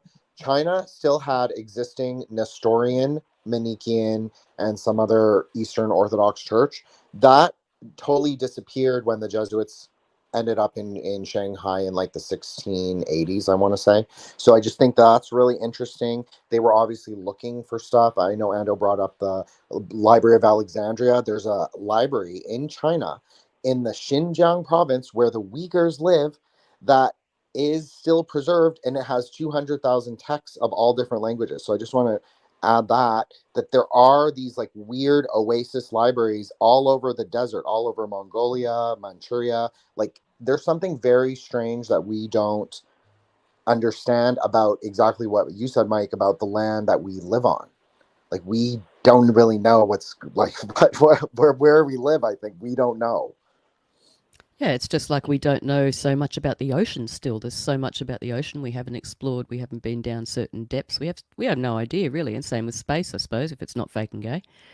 But there are libraries all over the place, like you say. I mean, the Vatican's just the most famous one, of course. But I've also heard several theories about life, what do you say, originating, I suppose, in the Gobi Desert. I mean, that's such an ancient area. And the Eye of the Sahara, I don't know if you guys have sort of looked into that much. The Rishat structure in Mauritania. That round, yeah, and yeah, it's sort of, it's, yeah. Mm. That the speculation, there's a guy, Jimmy, he does this channel called Bright Insight. And I've been following Jimmy for about 5-6 years. He's awesome. Oh, cool. We get to talk about Jimmy a little bit. Maybe cool. Maybe we'll find Mike a clip. But yeah, that I think he's spot on. Yeah. I also question him now. But anyway, back to this. Well, a thought I just had was like, we all have come to understand we cannot trust the history that we're taught necessarily. Doesn't mean there aren't true stories in the histories, but they're slanted or, whatever. They're given to us for a certain purpose. I was never taught in school about exactly what led up to Hawaii becoming a U.S. state, right? Like it was just kind of like, oh, and in this year, Hawaii became a state, and no weird shit happened to make that happen, right?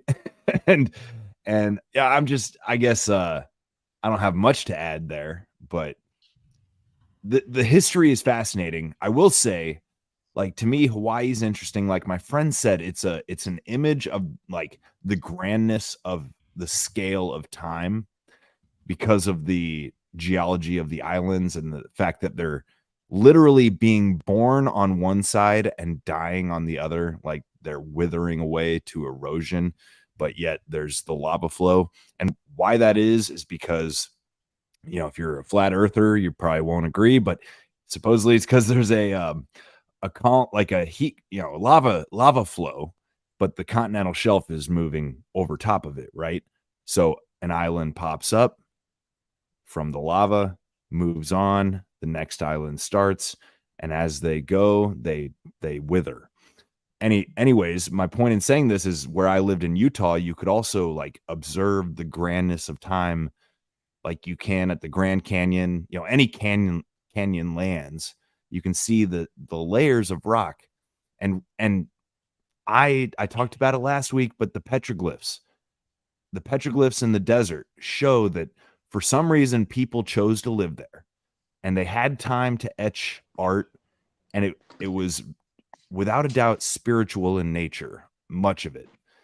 And it makes you wonder what they knew, what stories they told. And I bet you they were not so different. It was on Not Your Mama's News, not on the forum last week that you talked about. I suppose you're right about that. Yeah. Yeah. That was great, y'all. You're all here. Thanks. I enjoyed it. There's fun. a Maori man, MARREE man. It's a really big, what are they called? Pteroglyph? It's not a petroglyph because it's like geoglyph. I'm not sure what. Yes, like an earth. It's like an earthen shape, like a made from carving. physical- Yeah, so you can sort of see it from satellite better, kind of thing. Mm-hmm, mm-hmm. Yeah, Maori man. I don't want to give you the BBC link. That's such a cop out. I'm trying to find an Aussie link. Sometimes Anyway. they have good pictures, though. Yeah, should I pass it on? While you look for the link, I realize I just had one more thing to add. In that, I think the only things we can trust in terms of history are what we see on like the ground, like the evidence on the ground, the earthen structures, the earthworks, the petroglyphs, and what has basically been passed down by word of mouth within a certain number of contiguous generations, right? I asked my dad recently how many generations of whistlers have been in Indiana, and he counted them out, and it's like 9 or 10. And like, I can trust what's been passed down those 10 generations, just like the native, I hate the term native, frankly, because native to win, like fuck all that. But the Hawaiian culture is still semi intact. My friend was on a roll. I wish I had recorded it because he's like talking about how we basically got him hooked on Spam and sweet tea and got them all fucking obese and obedient. And now they're not the warriors they once were, Yeah, the fast food, it really does a number on cultures like that. It happened really bad in Alaska and in Samoa and plenty of places. You introduce fast food to people that hunted and fished for everything that they ate, and yeah, I mean, typically like the Polynesian races, they're pretty lean and fit, so. And yeah, they work pretty hard for their jacked. food. I mean, I think a lot of them were big and jacked. You see some Samoan dudes like fucking Dwayne The Rock Johnson. He's fucking 7 feet tall, like 400 pounds of muscle. I mean, yeah, these were the warriors of all warriors on the planet, and we beat them with trade and convenience and guns. We let them kill each other. This is kind of my point, right? This is my point. Like, let them kill each other, and then we'll take their land. It's the same thing. Same thing is happening to us right now. Exactly. Yeah, good point. We're getting killed by convenience. It's like the art of war. And I'm trying to remember who said it, but somebody was saying, it's like a really famous quote. Don't use bullets or what have you. Just basically, infiltrate and kill them from the inside out, sort of thing. Gosh, I wish I could remember my quotas better. I've just left a link in the chat there. I don't know if you're interested in looking at that Maori man. It is a geoglyph, yes, in South Australia in the desert area. And the dude that's talking about this is just a article. It's not a video. It's just a couple of photos, really. Gives you the idea. It's almost 5 kilometers in Oh my height, God. I suppose. Yeah. So Wow. this is an outline of the geo, or is it? This is an outline. This has been outlined on the video, Okay. but this is so it's for visibility. Yeah. So for the listeners, we're looking at basically the picture of a man standing, and he's holding like a wand thing. There's the actual cool satellite image, which is clear as day. I mean, yeah, they outlined it in that first, but wow. So this is in Australia? Yeah, in South Australia. Wow. Don't they have these in Machu Picchu as well? They've got what them are all they over the called? world, I think. Yeah. In NASCAR. UK as well, I believe. Yeah, the NASCAR. Yeah, the lines. Nazca lines. Yep. Yeah, here's There we some go. other. Speak of the devil. Is that what you were just saying? Yeah. Yeah. It looks like a thunderbird or a condor. Probably or a something. phoenix, I would say. Phoenix, yeah. Wow. Yeah, see, I mean, But I could be wrong. That's the kind of shit we can trust. That exists. And why they would do that. You know how much work that took?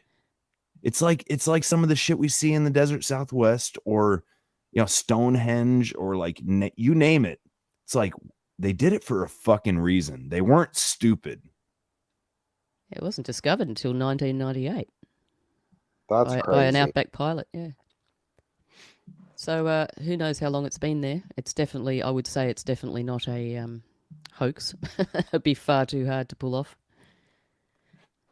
Oh, let's just shout out Stella's amazing series that she did on The Voice, because I think even though it's sort of off topic, like not off topic, but it definitely is like a conversation that we're having right now that she has had that is so interesting and so good. Like Ashley knows I was like glued to that series. I think that was really interesting, and talking about like who is indigenous to what land, what do we call indigenous, and like what Mike was saying about family lineage. I think that's really interesting, because like I grew up with my grandparents. I think that if you know your grandparents, like history doesn't seem so weird or mysterious. Like you have more of a referential basis, a more oral history, if you want to say it like that. Oh, yeah, absolutely. Thank you for that, Jin. And may I also now give a shout out in return, because very soon, and I don't know when it's going to be actually put out into the ether, but I will have a show coming up for recording very shortly with Jin and with Drew together, speaking about cultural history of, particularly of Australian, but I'm sure we'll venture out of Australia because it does. So that's going to be an awesome episode. I'm really looking forward to that. You've got that down. Same here. Jin? I have that down. Ashley has me on a tight schedule on Twitter. She's good like that. She's really good. God bless you, Ashley. Hey, somebody's got to steer the ship. Somebody's got to get her done. Yeah. She's so good. She's like the mummy of the crew, It's awesome. Hey, Mum, can you do this? No, that's me. I'm always like, Ashley, when am I recording? She always knows. Yes, here we go. It's the 14th. What time zone am I on, Ashley? 6:30 p.m. Eastern Standard Time. You're one time zone ahead of me.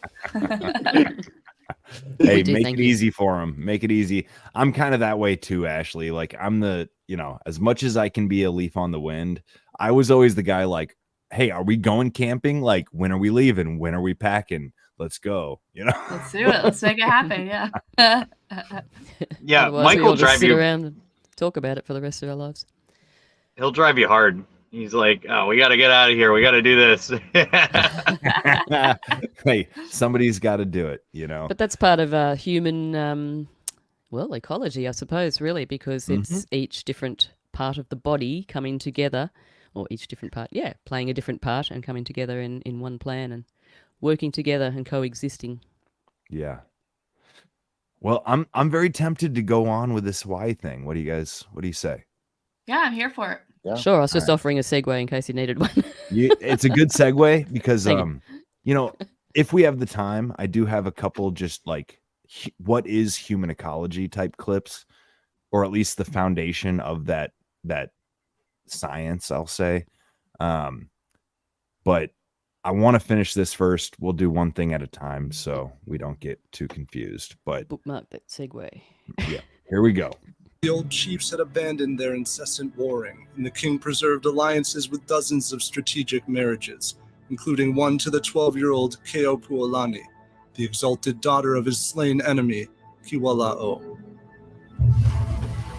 And so the people of the islands paid tribute and worked the fruitful land and fished on shorelines more serene and quiet than in centuries past. Years of prosperity could not, however, placate the king's desire to rule Kauai. The island boasted a new king, Kaumoali'i. As he prepared to invade, Kamehameha's armies were struck by a vile and deadly pestilence, likely cholera.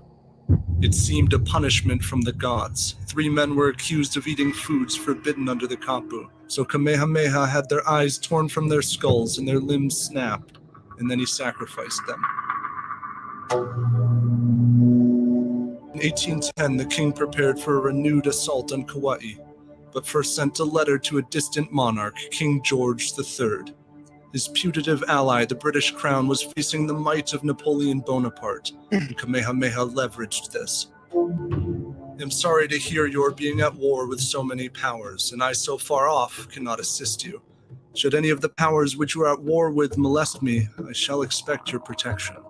Kamehameha requested a ship and brass guns, and sent His Majesty a sacred feather cloak. Kamehameha had grown in reach, power, and wealth. He would soon force the commoners into the mountains to harvest sandalwood, to be traded to Americans to sell in China for the profit of Kamehameha and his chiefs. Kaumoali'i beheld this powerful kingdom, which seemed poised to massacre Kauai. He surrendered, and Kamehameha, now king of the unified islands, intended to honor him with a feast. There, Isaac Davis warned Kaumoali'i that a few traitorous chiefs were plotting to poison him. Kaumoali'i escaped, and the chiefs poisoned Davis instead. Saddened by this loss, the king had also erred in his pursuit of riches. Forced from their farms to harvest sandalwood, the people began to starve, so the king reversed his command and invested in the production of food. If Kamehameha was a warrior capable of great atrocity against those in his path, he had also become a measured king, bound by the gods to his people. His many wives and children came to his side when he fell ill in 1819. In the coming years, his most favored wife, Ka'ahumanu, would advise his successor to abolish the kapu system, and with it the sacrifices, rampant capital punishment, and restrictions that had long precluded women from dining with men and accessing high political arenas. The kings and queens would fell the statues to the old gods and adopt the Christianity of American missionaries, who would settle the islands with foreign traders and investors, many of whom trafficked in disease and their own perfidious designs upon the islands. Yet among the people would always survive the ancient songs and ceremonies and the warm spirit of aloha.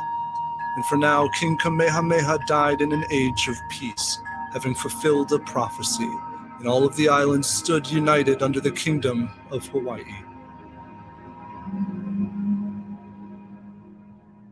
So the History Dose artist. Okay, so we've had a little debate about whether or not this is AI. And it's funny because I just cut it off right when the narrator was apparently going to talk about the artists. I wonder if we should play it. Yeah, let's check it out. Well, let's get a vote. Hang on, let's get a vote. Yeah. I say based it's or AI. bogus. Based or bogus. I reckon the whole thing is AI, including the voiceover. Mm-hmm. I'm going middle pillar and saying I don't know. Well, I don't know either. I'm flexible. I'm flexible to an argument. Oh, he's such a peaceful guy.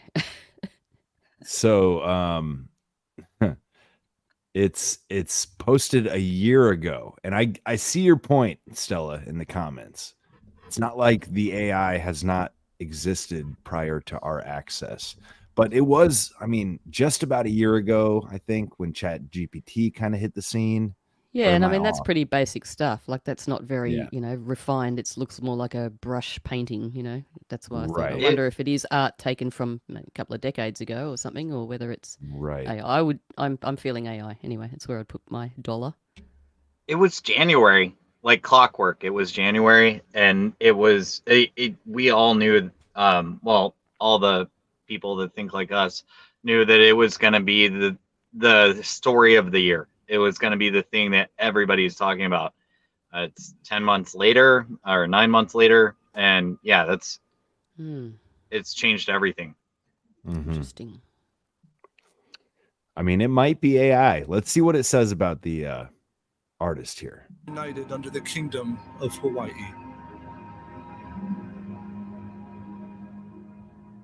So the History Dose artist and editor Joe went all in for this one because we both think art allows us to appreciate the grandeur and beauty of peoples and places throughout history. But art has also become a powerful tool for preserving your wealth. And Masterworks allows anyone to do this by buying and selling fractional shares of high-value art. High-value art is less susceptible to the volatility of traditional investments, important in the chaos of this year. Even as the stock market lost $13 trillion in the first half of this year, auction houses hit a new sales record, the highest in their 273-year history. And it's not just this year. Contemporary art has outpaced the S&P 500 by more than double for the past 26 years running. That's why Masterworks already has over 500,000 investors on their platform. They're opening access to multi-million-dollar contemporary art, but for a fraction of the full cost and with exceptional results, selling 6 paintings for an average net return of 29% to investors. As a result, Masterworks has had to acquire and release more art on their platform to meet Mike. demand. Yeah, this is weird, dude. What? This commercial Yeah. is like this is how a lot of people launder money. You know, we know that Hunter Biden's not a good artist, right? You know, so I haven't actually seen his art. It might not be as bad as I think it would be, but it's probably It's bad. It's bad. It's bad. I thought so. Okay. Nothing but anyway, special. Put it that way. This is like, here's your chance to get in on how we launder money. How, you know, because that's really. I mean, Stella, you're an artist. What do you think of that process? I think there's a fairly good possibility that I was wrong. However, I feel that there's another step there, that they've actually created an AI video about artists creating art which is not actually artists' art. It's an AI video about artists creating art which is actually AI. That's what I think. Because I'm looking, like, I know the process. I mean, I don't think that was Photoshop that they were using as one of the other ones. I can't think of the name. But the actual moves they were making with the things they were doing on the art, that's legit. But there again, that could have just been that one scene that they created for that video. I don't know about the rest of it. I don't know. I feel that it's AI doing AI. Because that's how deceptive it's getting. Sorry, Stella. No, please. I'm finished. I just want to say, this is my only statement about that. I agree with you what you're saying. But also the thing that they showed that they were rendering, that was very occult. I'll just say that. Oh, okay. Please expand on that. I'm interested in what you saw. Well, it's like the red sphere. So it's like Netzach, where we would say Venus is. It's the red of Venus over the water. That's very important because the water is the illusion of the world. It's the spell that we see. So it's like the Luciferic energy.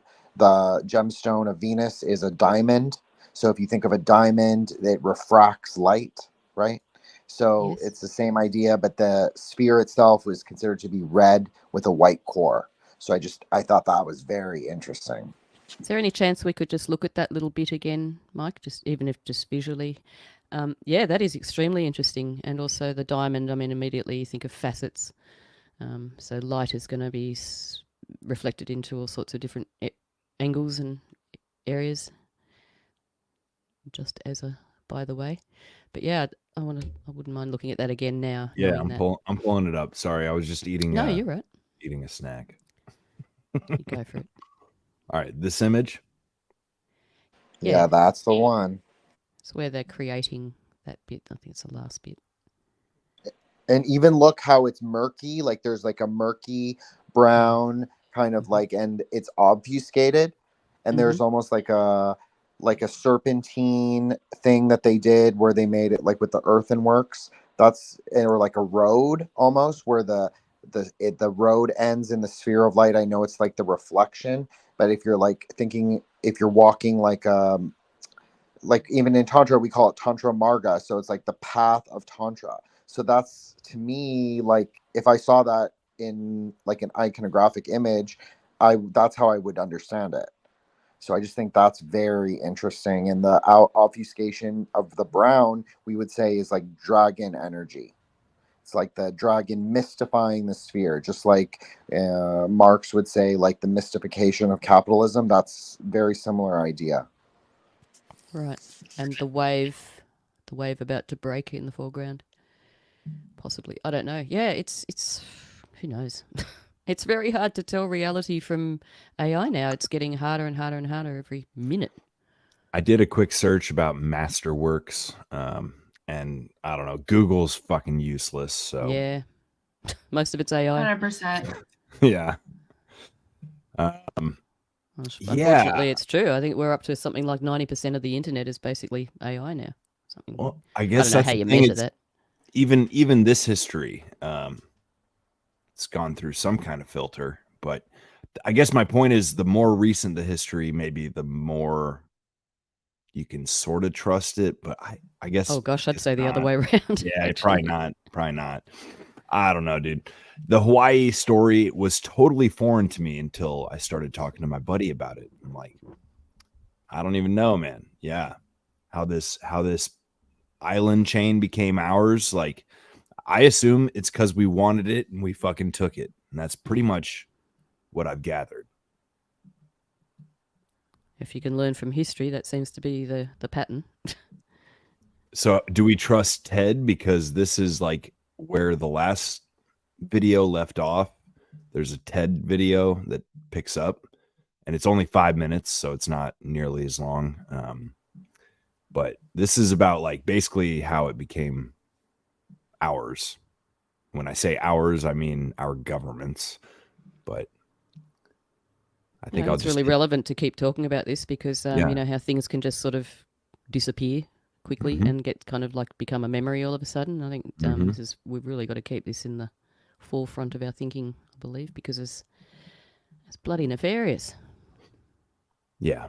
I think this one, I don't know. I guess before we play it, I will see when it was published. A year ago. Okay. Again, maybe this is AI too.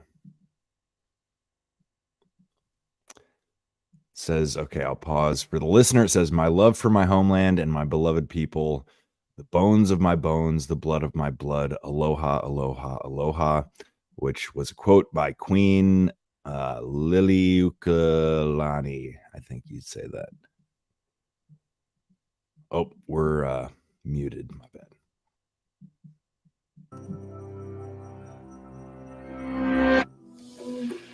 It was January 16th, 1895. Two men arrived at Liliuokalani's door, arrested her, and led her to the room where she would be imprisoned. A group had recently seized power and now confiscated her diaries, ransacked her house, claimed her lands, and hid her away. Liliuokalani was Hawaii's queen, and she ruled through one of the most turbulent periods of its history. 75 years earlier, American missionaries first arrived in Hawaii. They quickly amassed power, building businesses and claiming arable land that they transformed into plantations. They worked closely with the ali'i, or sacred Hawaiian nobility, closely linked to the gods. The ali'i appointed missionaries to government roles, where they helped establish Hawaii as a sovereign kingdom with a constitutional monarchy. But once certain business opportunities emerged, namely the prospect of exporting sugar to the U.S. tariff-free, some of their descendants shifted positions. They formed a political group known as the Missionary Party and began plotting to annex Hawaii, bringing it under U.S. control. Liliuokalani and her siblings were born into an ali'i family. In 1874, her brother, Kalakaua, ascended the throne, but 13 years into his reign, the emerging threat crystallized. the missionary party called a meeting where an all-white militia surrounded and forced the king to sign new legislation. Later called the Bayonet Constitution, it stripped Native Hawaiians of their rights, diminished the monarchy's power, and ceded control to this group of white businessmen. 4 years later, King Kalakaua died, heartbroken, Liliuokalani said, by the base ingratitude of the very persons whose fortunes he had made. Prepared to fight, she assumed the throne. Despite death threats and rumors of insurgency, Queen Liliuokalani was determined to restore power to her people, an estimated 2/3 of whom had lost their voting rights. Flooded with requests for change, she authored a new constitution. But before she introduced it, the so-called Committee of Safety, a new organization that consisted of many missionary party members, hatched another plot. Under the false pretense that this new constitution endangered American property and lives, they staged a coup on January 17, 1893. More than 160 U.S. Marines marched to the palace, where the Committee of Safety removed Queen Liliuokalani from office. Thousands of Hawaiian people protested, some wearing hatbands reading Aloha Aina, or Love of the Nation. The alleged provisional government declared Hawaii a republic the following year. They proclaimed that Hawaiians couldn't vote or be government employees without signing a new oath of allegiance. Many refused. The following year, some of Liliuokalani's supporters attempted a counter-revolution. The Republic responded brutally, jailing hundreds and sentencing 6 people to death. In exchange for their release, the Republic made Liliuokalani sign a document that claimed to relinquish her throne, and they imprisoned her in the palace. Under constant guard, she composed songs expressing her love for her people and began making a patchwork quilt that told the story of her life. While she was only allowed news that had been reviewed by her jailers, her supporters often brought her bouquets from the garden she dedicated to them, wrapped in newspaper. After 8 months, Liliuokalani was placed under house arrest. As soon as it was lifted, she traveled to Washington, D.C. with Hawaiian nationalists and over 20,000 signatures.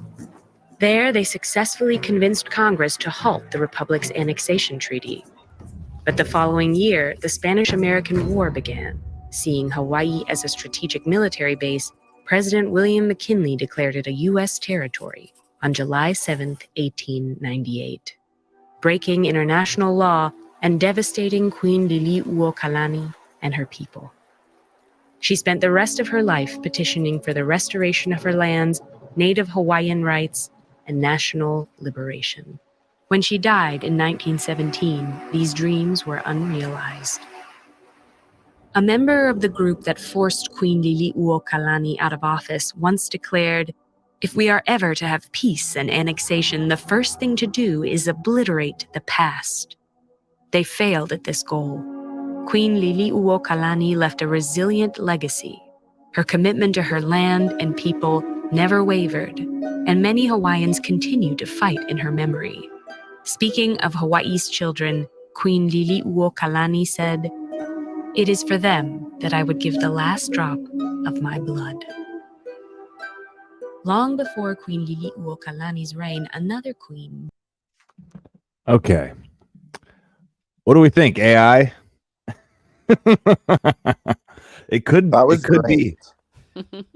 It's kind of a similar style of video released at a similar time, which is kind of interesting. But what do y'all think? Yeah.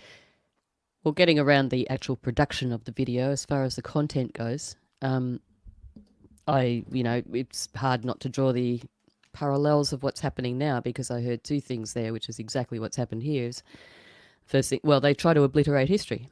So they fell the statues, which was in the first bit we watched, and just obliterate the past.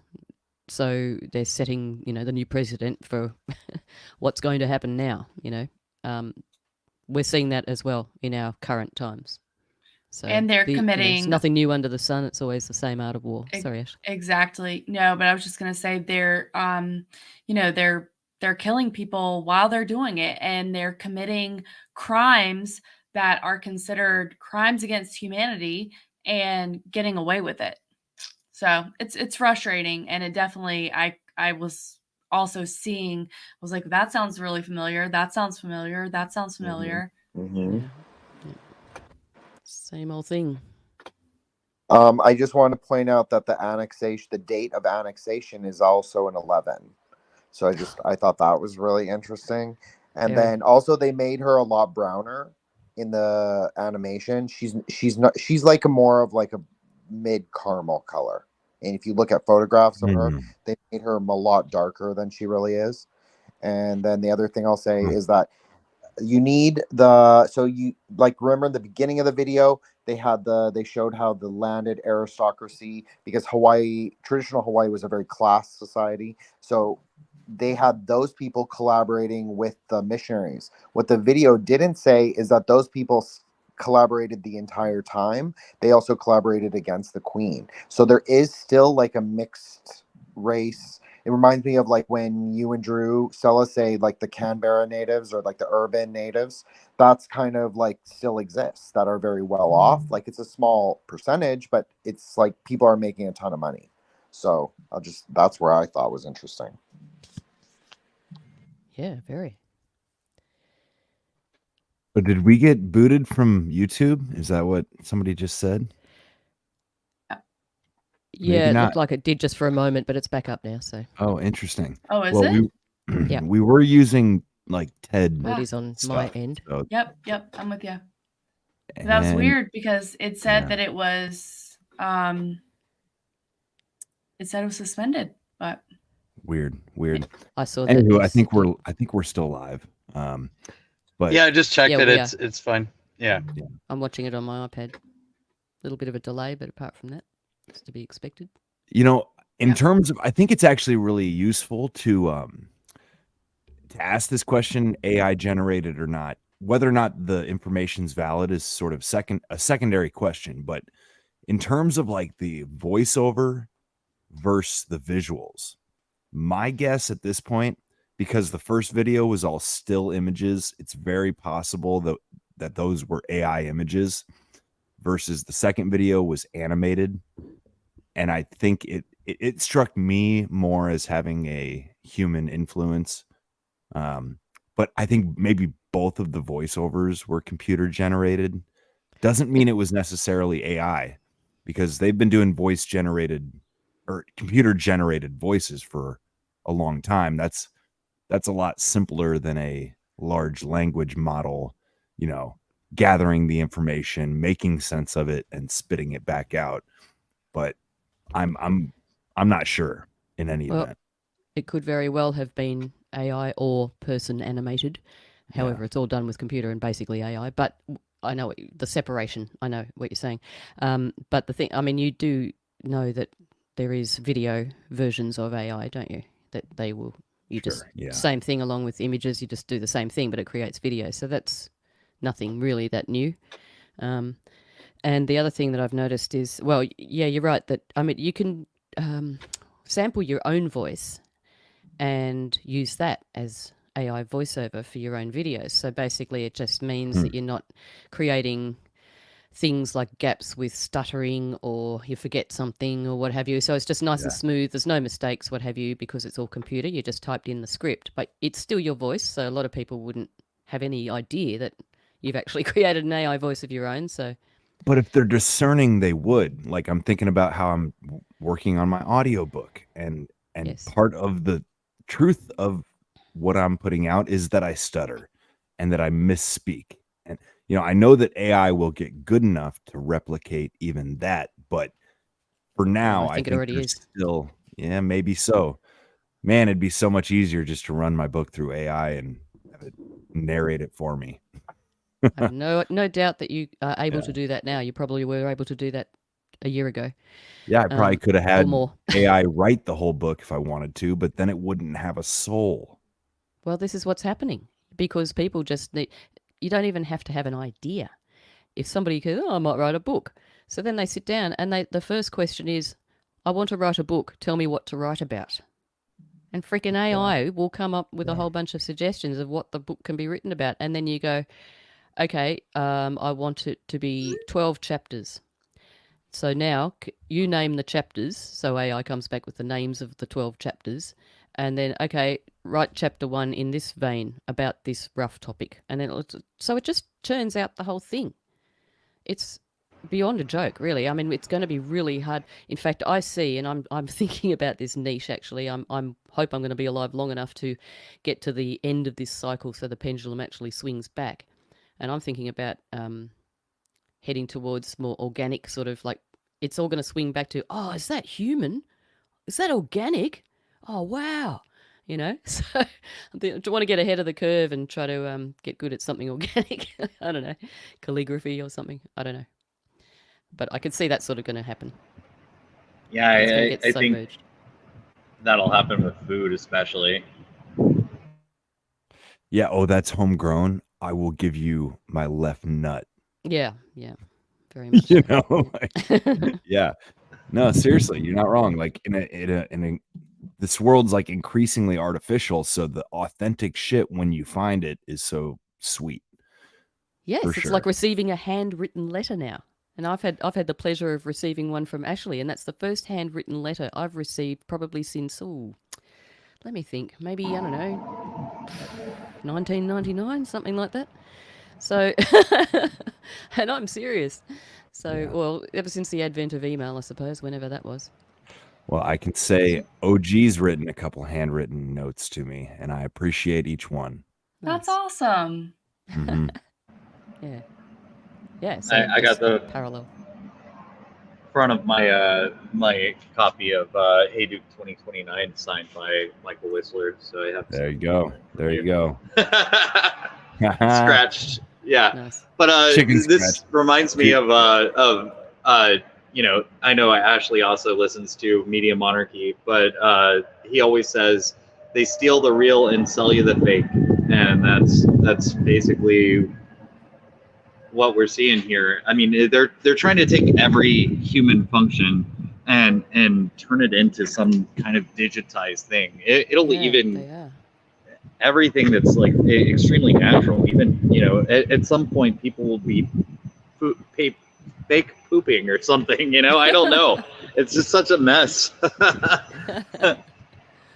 It's like, no, it just removes it from my bowels. Yeah, I'm good. It's the bug sucker. Yeah. Yeah, it's the inversion of you know, of everything, of life, of humans. And it's we see that they try to invert so many things. So it's inversion, it's subversion, it's, you know, it's pretty dark spiritually, my opinion. But we have to always leave it on a white pill, is that we get to choose where we want to go. Do we want to go the top, or do we want to go the bottom of the tree? Like, even if you're thinking about it like that, we do get to choose. The kingdom is within us, slightly without us, what we can control, our own feelings, our own perceptions, our own kingdom. That's really important. So we'll leave it on a white, like not a white note, but a white pill, because I think that's really important. I think that we really do get to choose. We really do. Yeah, I like that. Yeah. You know, it's like this issue of war is what I want to bring it back to. And it's like, we can't necessarily decide personally if a war is going to break out or not, right? It's beyond our control. So yeah, I mean, I appreciate what you just said there, Jin, about it is like, all you can do is have your internal house in order, right? Like, be right with God.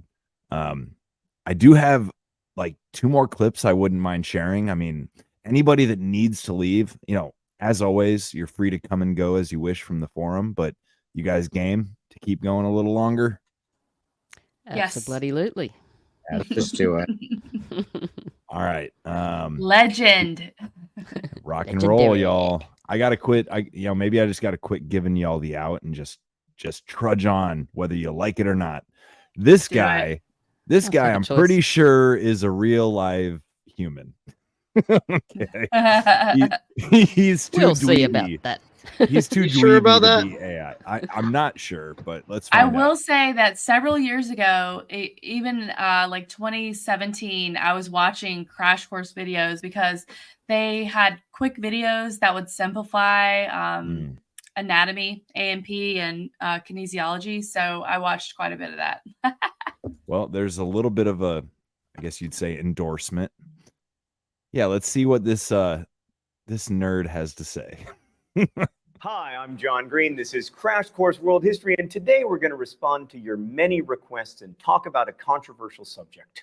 War. So here at Crash Course, we're really not that into the history of war, partly because we feel it's been discussed well elsewhere, and partly because we haven't really figured out a way to tackle it. Mr. Green, no. That's all history is. It's a series of wars. Well, I mean, from the past, I can certainly see why you would think that, because that's how many history classes are organized. But in fact, I don't think that history is primarily about war. But I mean, humans find all kinds of ways to die. Like, you could teach a whole Crash Course World History on smallpox. In fact, we kind of did that last week. Ultimately, I find cooperation and trade more interesting than the violent and destructive aspects of world history, because I think they probably ultimately matter more. But I do have to admit that war is a pretty big deal in world history, so we'd better spend some time talking about it, at least in the abstract.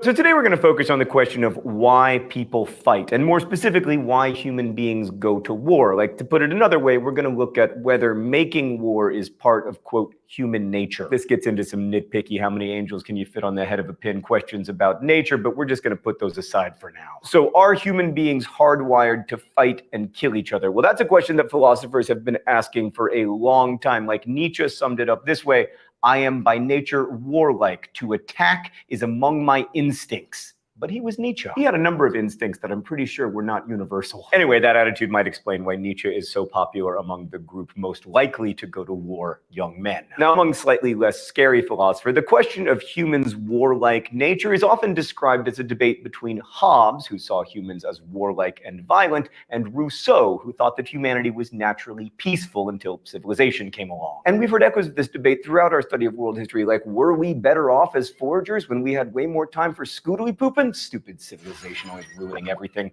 Let's go to the thought bubble. So was Hobbes right that life in the so-called state of nature was nasty, brutish, and short? Or was Rousseau right that it was amazing? Well, without a time machine, which would settle a lot of vexing historical questions and would also allow me to go back and fix my terrible, terrible mistakes at the 8th grade cotillion, our best guide to what people were like in the state of nature comes from anthropology. Making guesses about the very distant past based on observations of modern hunter-gatherers is extremely problematic, but it's the best we have to go on. Well, that and archaeology. So what do anthropologists tell us? Well, it doesn't look so good for Rousseau. Many anthropologists suggest that in pre-civilization social orders, things were pretty violent. In Australia, for example, killing and fighting was among the main causes of mortality, and archaeology has revealed evidence of warfare going back thousands of years. Now, some of these anthropological conclusions are controversial, but when combined with cave paintings and fossils of humans who pretty obviously were killed by other humans, it seems clear that we've been killing each other for what historians like to call a long-ass time. So Hobbes seems to be right that life in the state of nature was probably violent and brief. But was it war?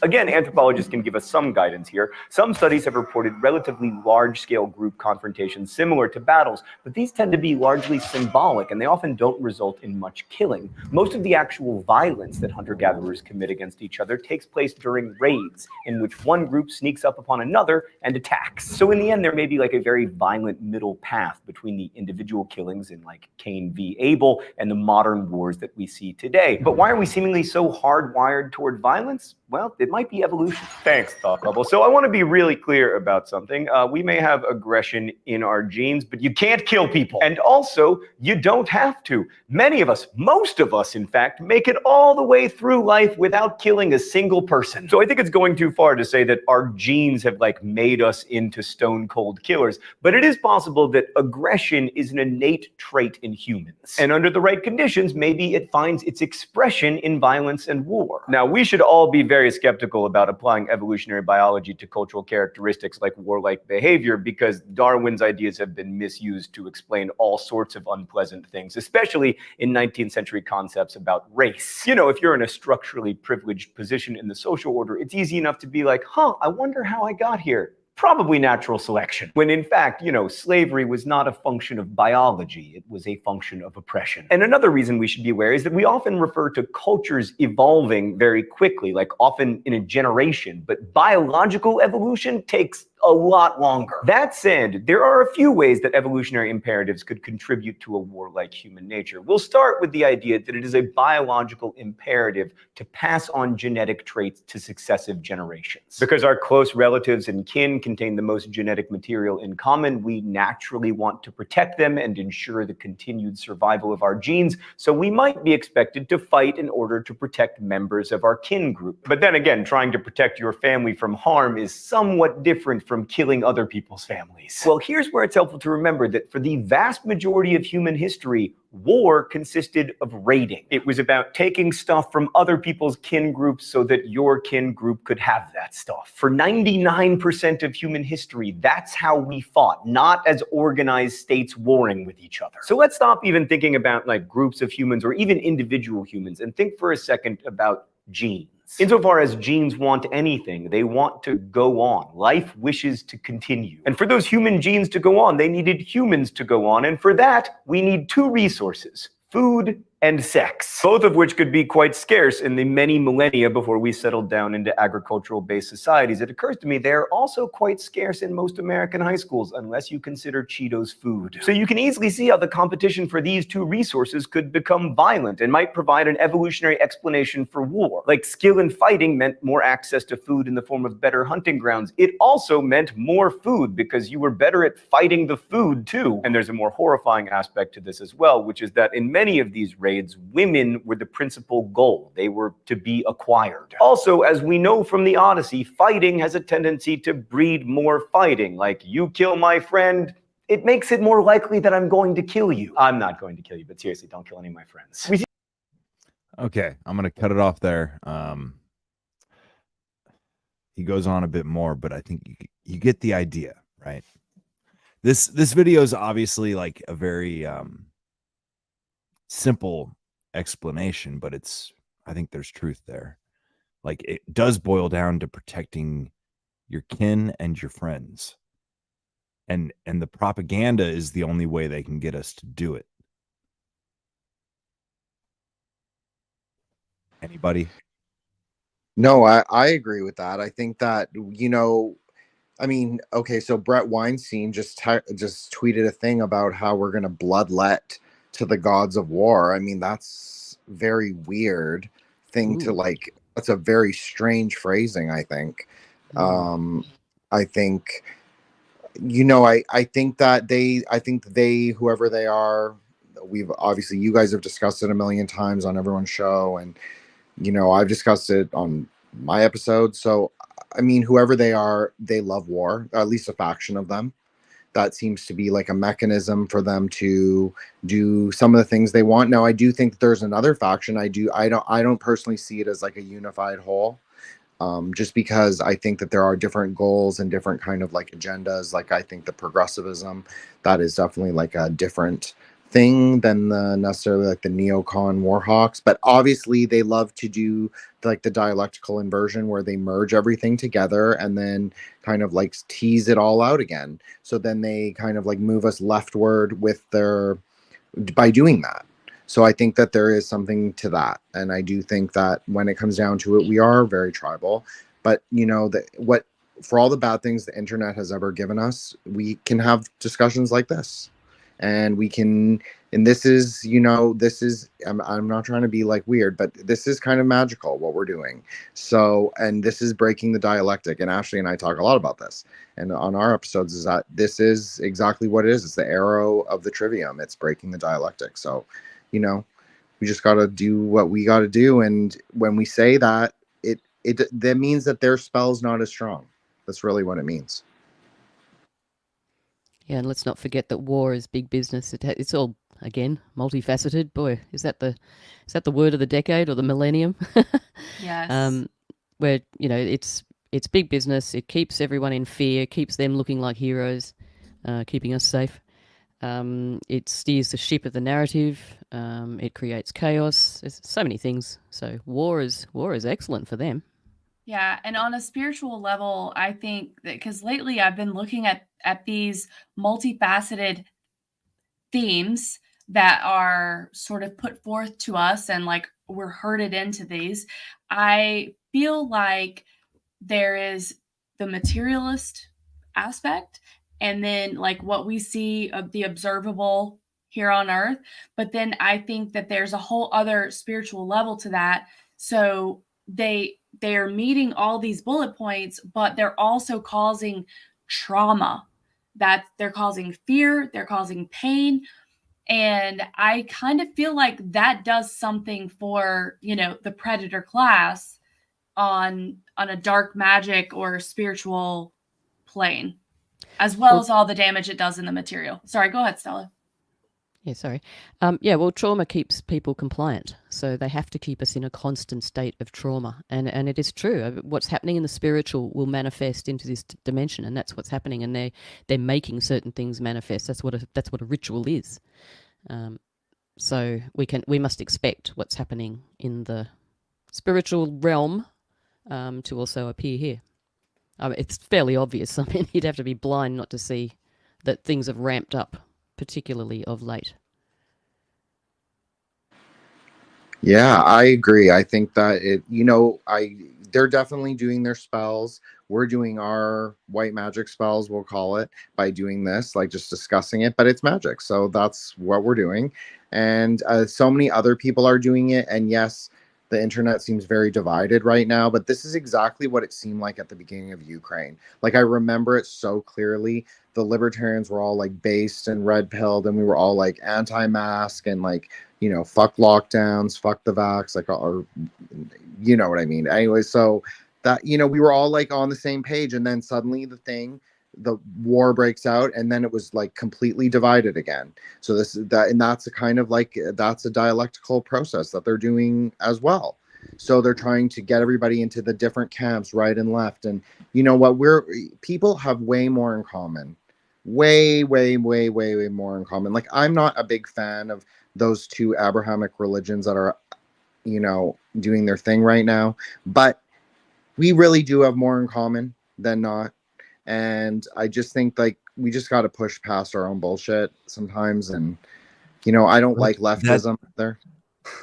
I totally agree, Jen. Like, this is my thing, is if you think you're not capable of being that person who does that awful human sacrifice thing, you don't understand that it's a matter of psychology. And we're all humans, okay? Like, no baby, in my opinion, is born evil. It's a matter of multifactorial systems that influence how people become. And it's a valid reason to bring up religion, because perhaps some belief systems are less harmful than others, when you look at it objectively. I do have another clip here, but anybody with any thoughts before we go into it? I'd like to know whether anybody has, this is a pretty big one, okay? I'd like to know whether anybody has heard the theory of Ukraine being the new Israel. As in, well, Israel is not known for taking in war immigrants, but they took in Ukrainians. I have heard that, Odessa it's the gates, like a spiritual gates to, I wish I could remember the exact word or the exact phrase. Look at the Ukrainian symbol. It's a symbol to Moloch. Yeah, right. Who worships Moloch? I think there's a lot more spiritualism and symbology here that most people are aware of, I guess. I agree with that. Sorry. Oh, yeah, really quick, Jen. I was just going to say, and I don't know all of the details, but I do know that the Orthodox Church in Ukraine, which I think is part of the Donbass area, has been under major attack by this latest war. So I think there's something really significant, probably for a couple of like for all the reasons, right? Like spiritually, I think it's really significant. And then also we know that they called Ukraine the breadbasket of the world. So I think it's merging these two really important things for that place to be a target. It's Donbass. I'm trying to find it there. Is that in the east? As in Russia's old territory? On that note, though, real quick, Ashley, I think there are places of significance, like on an energetic and spiritual kind of level. And it's why people carved paintings and, in the rock, this, that, and the other. It's why it's, I doubt the Eiffel Tower is just a monument. It's like, that's a fucking antenna. The pyramids were built where they were built for a reason. I could go on, but you get my point. There's energetic places that people have chosen to recognize. And if we're fighting over shit, there's only a handful of reasons why. Well, that's what ley lines are all about, is energetic points where generally temples are built, and then churches are generally built onto foundations of temples. So there's that. And then if you line them up on a map, they are generally in a fairly straight line, most of them. So there's that. There's that sort of geographic power. No, that's an amazing point, Stella. There's an idea called geomancy, and everybody knows what feng shui is, or there's an Indian system called Vastu, and it's basically like giving numbers to different squares in that you make grids. So it's just kind of like latitude and longitude, but in more microcosmic ways. And actually, New Haven, Connecticut. So this is kind of what first got me on Union of Unknowns. Was I think Stella shared a map of New Haven. Yeah. And then I went through it and did the numerology of it.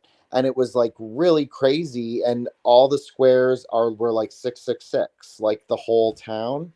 And so we have these things called planetary squares. So you make numbered squares to invoke the angels of the planets. It's some people do that. So in the 666 is the number of the sun. So I just thought that's so fascinating. And yeah. So yeah, I totally agree. There are definitely energetic points, lightning, volcanoes, all of that. They really try and tap into that. Those are seem to be very energetic principles for them. Yeah. 666,000 subscribers on that channel. So I noted I noted this earlier, but I almost didn't want to show it. But yeah, that first video that we're is this AI? It's from a channel called History Dose. Okay. And yeah, 666K Funny subscribers. Yeah, sorry, I didn't mean to ignore you there, Jen.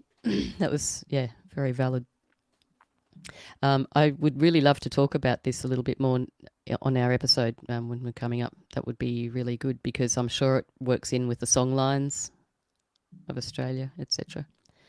So we must talk about that. And the meeting points where all those things all meet, converge, the different lines, the ley lines come together.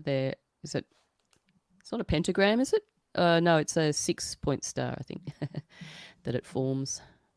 And that's usually quite a chaotic point where they all converge. I know Milton Keynes is one of them, and that was a fairly dark place.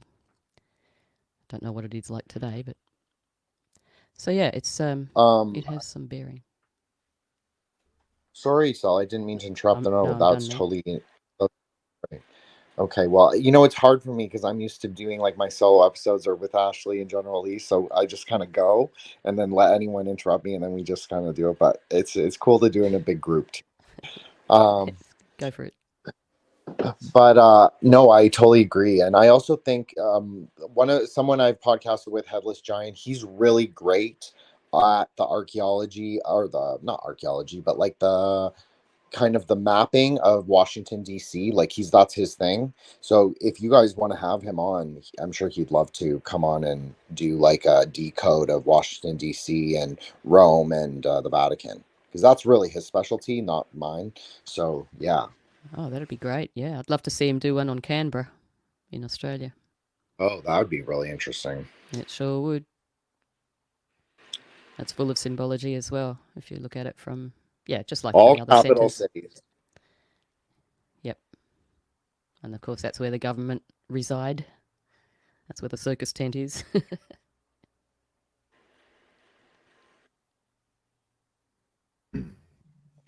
I did just get a notice saying that we were interrupted because of copyright issues, but that was that channel. Interrupted, not booted. So I guess we're all right.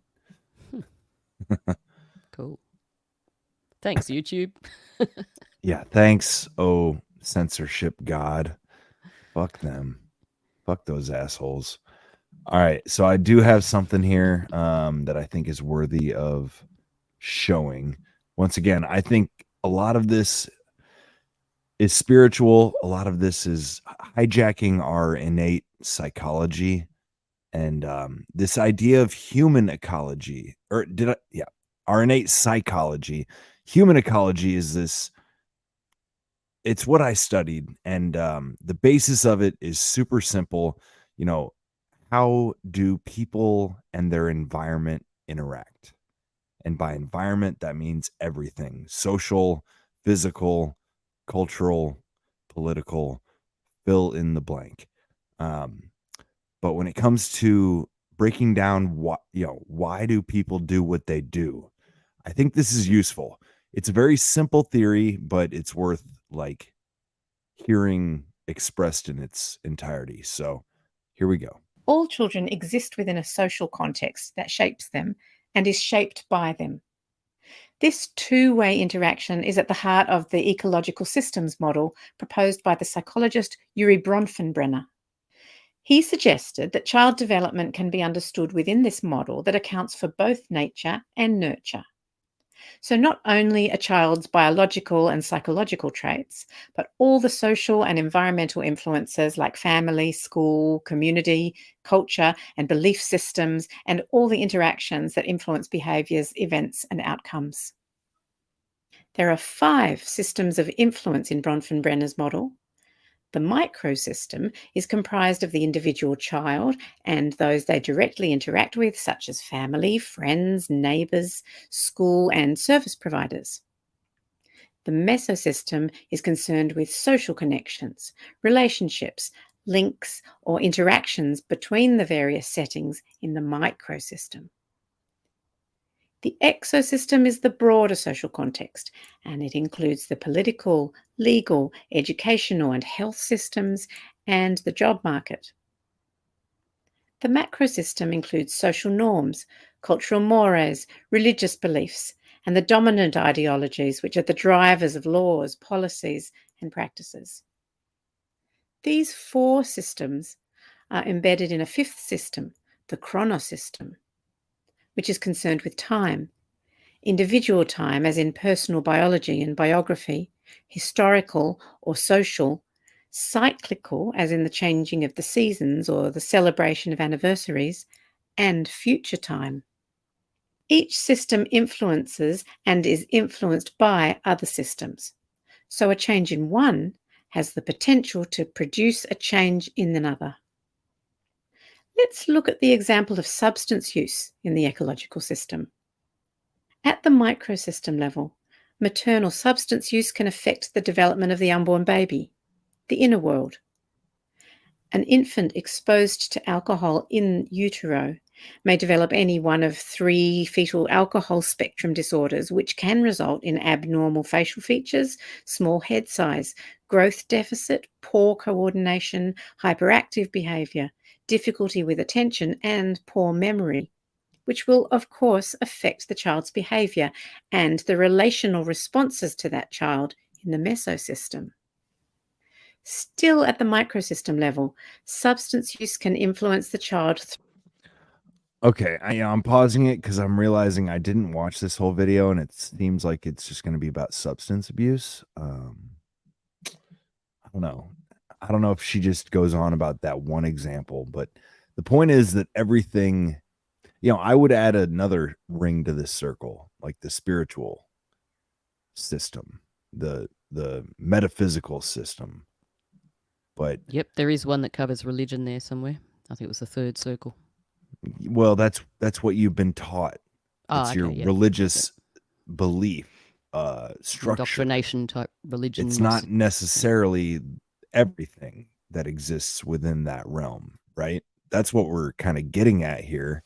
There's a whole lot more than what you're taught in Sunday school or at public school. You know, it's there's a little more to it, perhaps.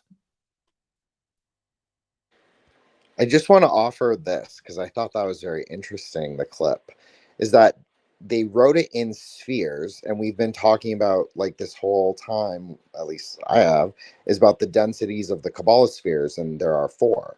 And I just think that that's very interesting that they kind of delineated it out like that. And they labeled every sphere as like denoting a different set of correspondences, which is exactly what Kabbalah does. So I'll just leave it at that, but I think that's really interesting. Well, concentric circles are useful in all kinds of ways. I mean, that's a pattern that it's everywhere. You know, the trees rings. I mean, there's lots of geo works. I don't see the concentric circle as like a negative. It just is what it is. Things within things within things. This is about systems thinking. That's what the discipline of ecology is for, is seeing things not as one problem, one solution, but what is the entirety of the whole. And I guess I only say it because I keep coming back to this idea that, like, in our history, what little history we know, first of all, there's so much we don't know, but there is this constant struggle of I guess the bloodletting versus the decent. I don't know. Anybody? Jin Sorry, I was dropped just off. off. You're, Yeah. Oh, sorry about that, Mike. I was Yeah, you're off. It was good. just you're totally right. I was just offering a funny observation that I thought, Yeah. and I just thought, like because they drew like a hexagram at the beginning, and there was just like little elements that I thought, oh, that's quite interesting. That's all. Mhm. It was just an observation. It wasn't, it's all lighthearted, right? Sure. I just wanted to give someone else a go, basically. Ashley, you got anything? I actually stepped away during that to get some more water, so I missed most of the video, unfortunately. Very cool. That's okay.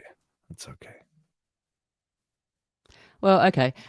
So there's a lot of circular things going on. We see it in logos everywhere, especially lately. The WEF logo is circles everywhere. I mean, this, as you say, Jen, as you say, Mike. Sorry, there's nothing. I don't see anything too nefarious about circles. It's the circle of life, you know. Everything is cyclic. Everything comes back to the start. You know, the pendulum swings back. The circle encloses and starts again. So I just see it as a very universal symbol. I see that as also a ripple effect. You know, that looking at that chart as the ripples of as it is. I mean, it all starts out. What was it? The micro sphere, I think it was. It's like the very beginning. We don't have a lot of choice, I suppose, in that, because that's generally our infancy and our being grown up sort of situation with family and I guess school to a point. So already, I mean, at a very, very young age, we're already thrown into the system and indoctrinated. I mean, let's go back right to the beginning. As soon as you're born, you're jabbed, right? So then you're indoctrinated younger and younger and younger. They're starting to get kids going to childcare and what have you. So you don't really belong to yourself for very long, do you? And then you don't belong to your parents for very long either.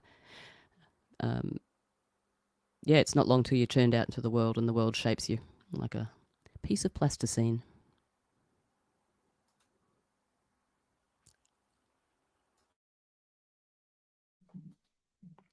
Well, I have like, I don't know, 3 minutes, 4 minutes of one final clip It's basically a simplified version of the last, I don't know, 100,000 years. Let's see here.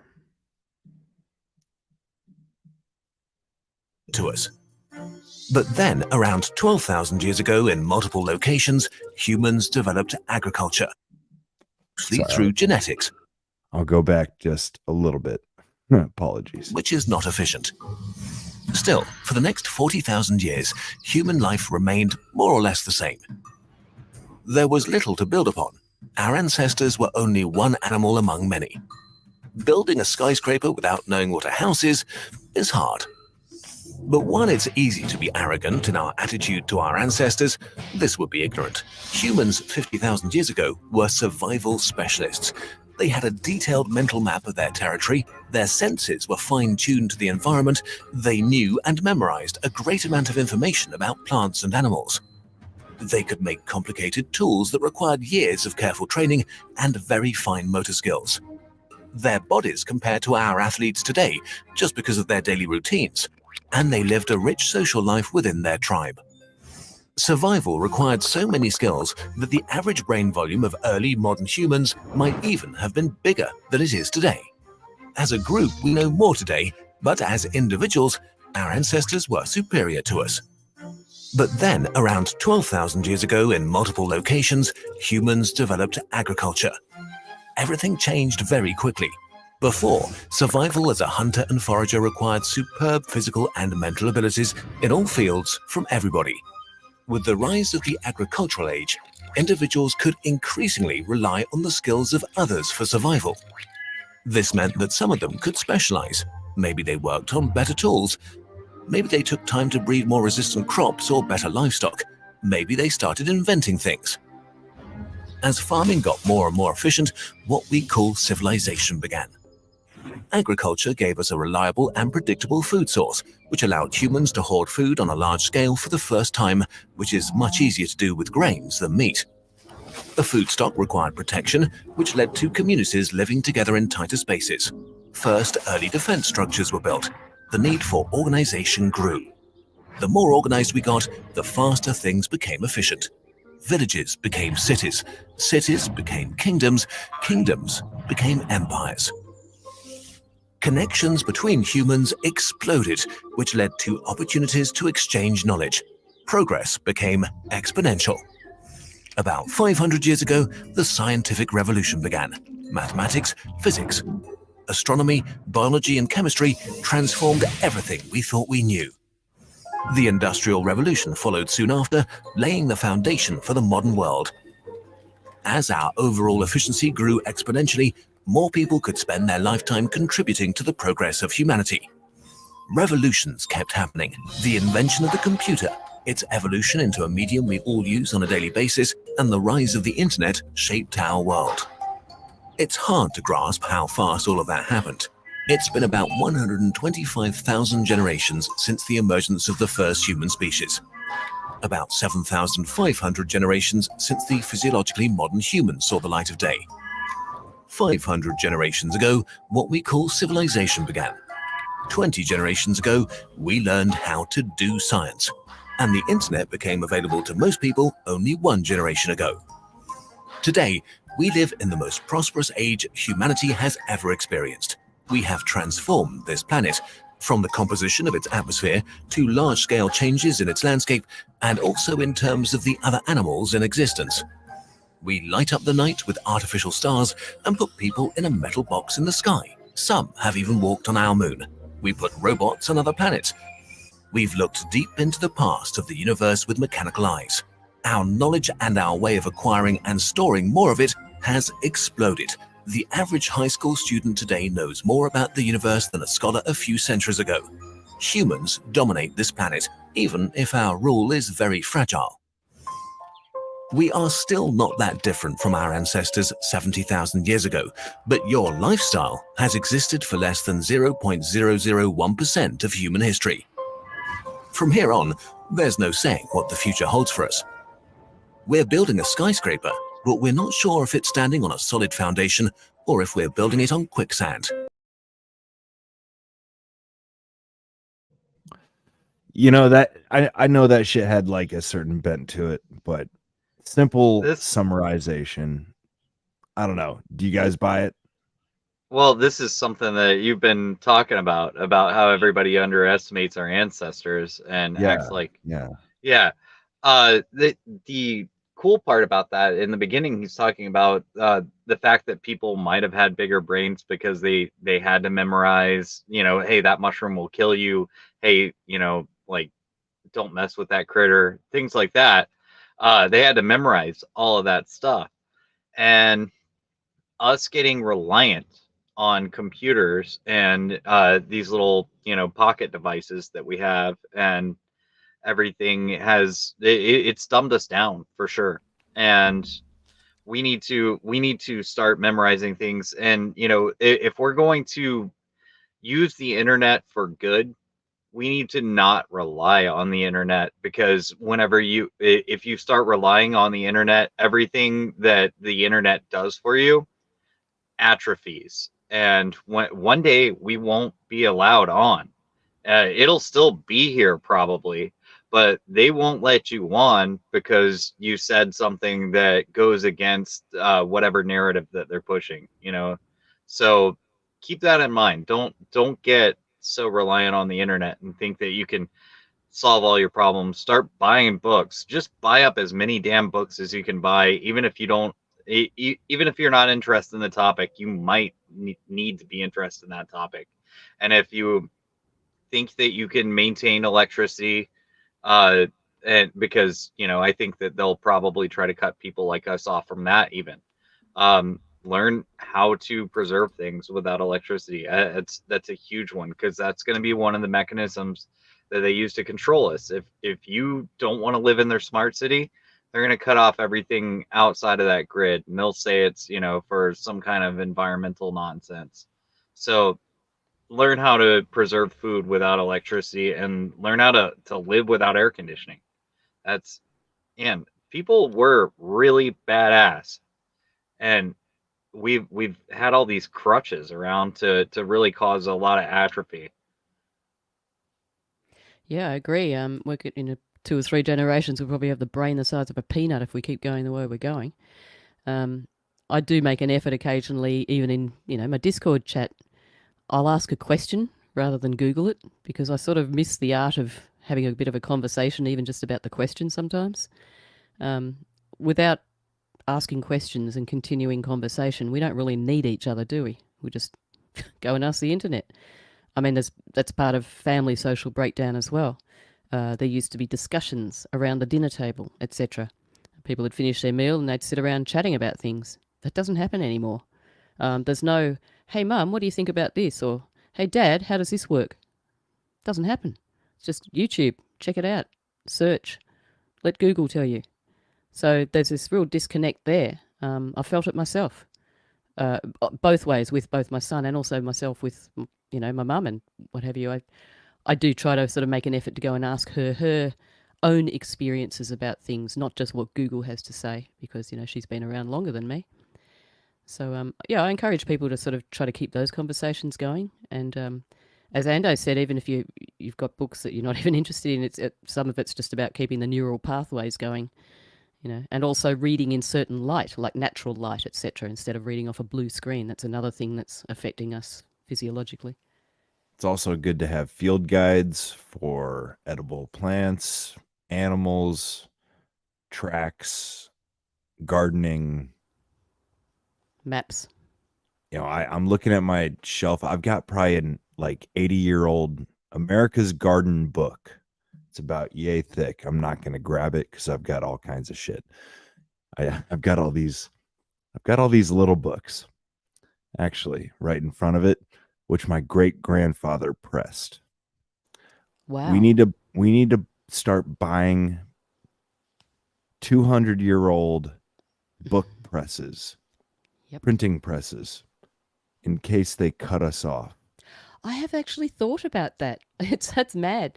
I when I went to visit my son in Western Australia, there's this awesome museum that I only had a few minutes to run around in, but it was all the really old printing press machines and everything, and they were doing letterpress, and they're doing little courses and things there. You could just go for the day and do things. That was just so fascinating. I loved that so much. And yeah, I love that idea. Get a printing press. I mean, we could be taken back to Gutenberg times where we're typesetting our own books just to be able to communicate. Who knows? Who knows how far it's going to go? I just want to say I love that idea. I love what you said, Mike. I love what you said, Stella. I mean, Ashley and Stella both know because they've seen my garden or part of it that I wasn't embarrassed to show them. But I love gardening. I think that that's very, barefoot gardening is like so healing for me. I think it's healing for a lot of people. I know a lot of people do it, even like dudes who you wouldn't think barefoot garden, they really do. And yeah, so I totally am down with that. I love books. I'm not an internet reader. If someone sends me a PDF, I find it almost impossible to like read it, honestly, and to stay with me. So yeah, books are like so important. The only thing is they're just hell to like if you have to move or storage. That's the bad thing of them, but they're so important. Physical media in general, we all need physical media, like Keel always says, right? Yes. Shout out Keel.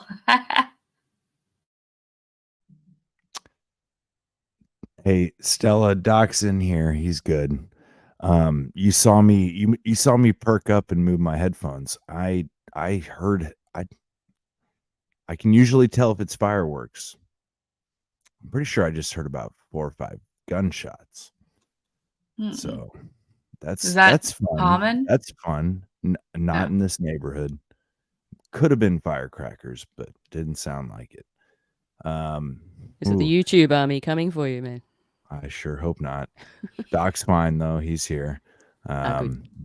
But dude, the world's crazy. Like I said, I was a carny for the weekend, and if you've never been a carny, the only people crazier than the carnies are the fucking people at the carnival.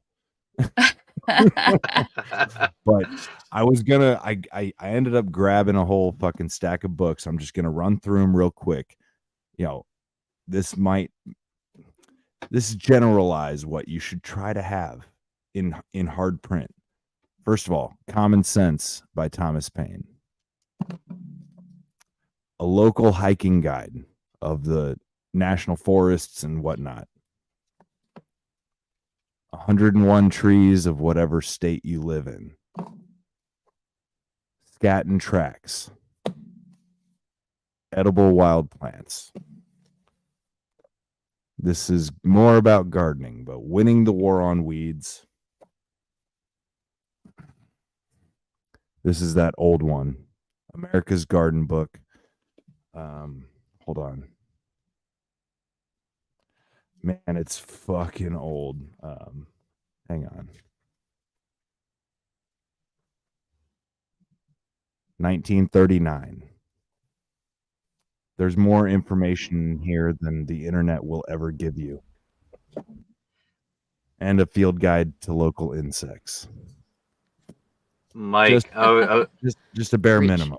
You're a rich man. I was just thinking about how important it would be to have hard copy encyclopedias, especially those made before everything got all woke and bullshit. Before 1940 is what you've got to aim for, preferably. Well, before 1945, preferably before 1940, and very, very preferably before 1901, 1900. They're the books that you really, really want to get, especially the natural health books, like Grandma's Remedies, all that sort of thing. Botanical books, yes. I've actually got a Australian Weed Forager's Handbook here, which I think is quite invaluable to have, because I was having this discussion the other day, and it's quite funny because when I was farming, I didn't, have a great green thumb. It didn't come all that naturally. And I remember thinking, one day I want to have a weed farm. At least I'll be able to grow them. It's like, it might come true. So, yeah. Yeah. The SAS Survival Handbook is another one that I've got, which I highly recommend. I actually have a copy of that somewhere. Yeah, it's definitely one to have.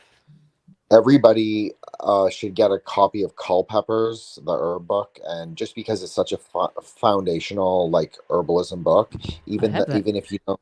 Yeah, I mean, I have one too. I found like an 1871 copy, I think it was, in an old bookshop.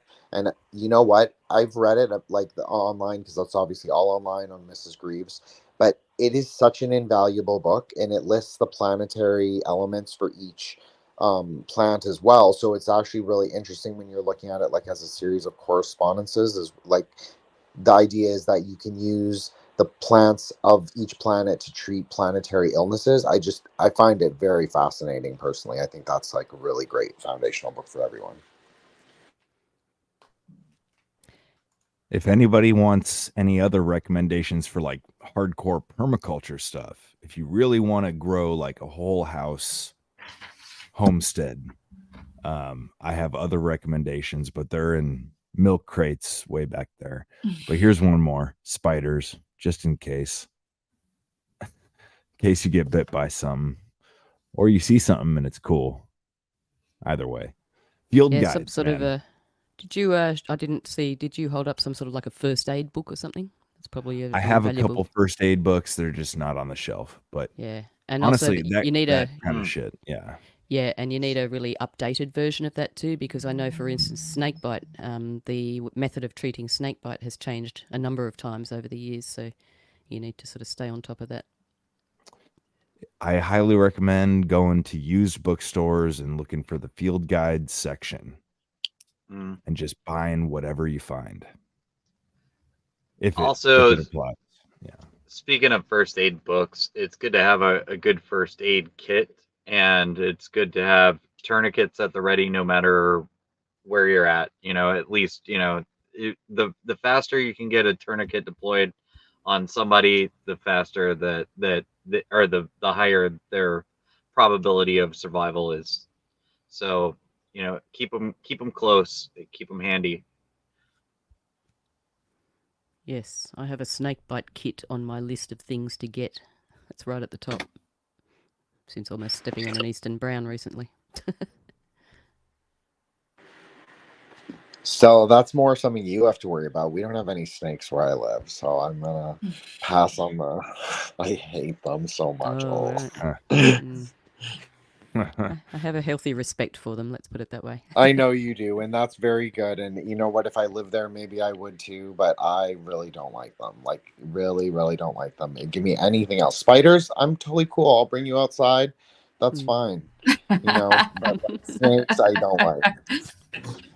Man, you better stay in Canada because like there's snakes pretty much everywhere. We have you could go to Ireland and, or New Zealand. Yeah. Why I do live on an island, so I have that check mark. And then I can't live in New Zealand just because we'll get into this when we have our episode, but like it's so woke there, and they really surfed on the indigenous wave, we'll call it, to make it that way, which is very how it is here too. So just too similar. I'll just stay here, might as well.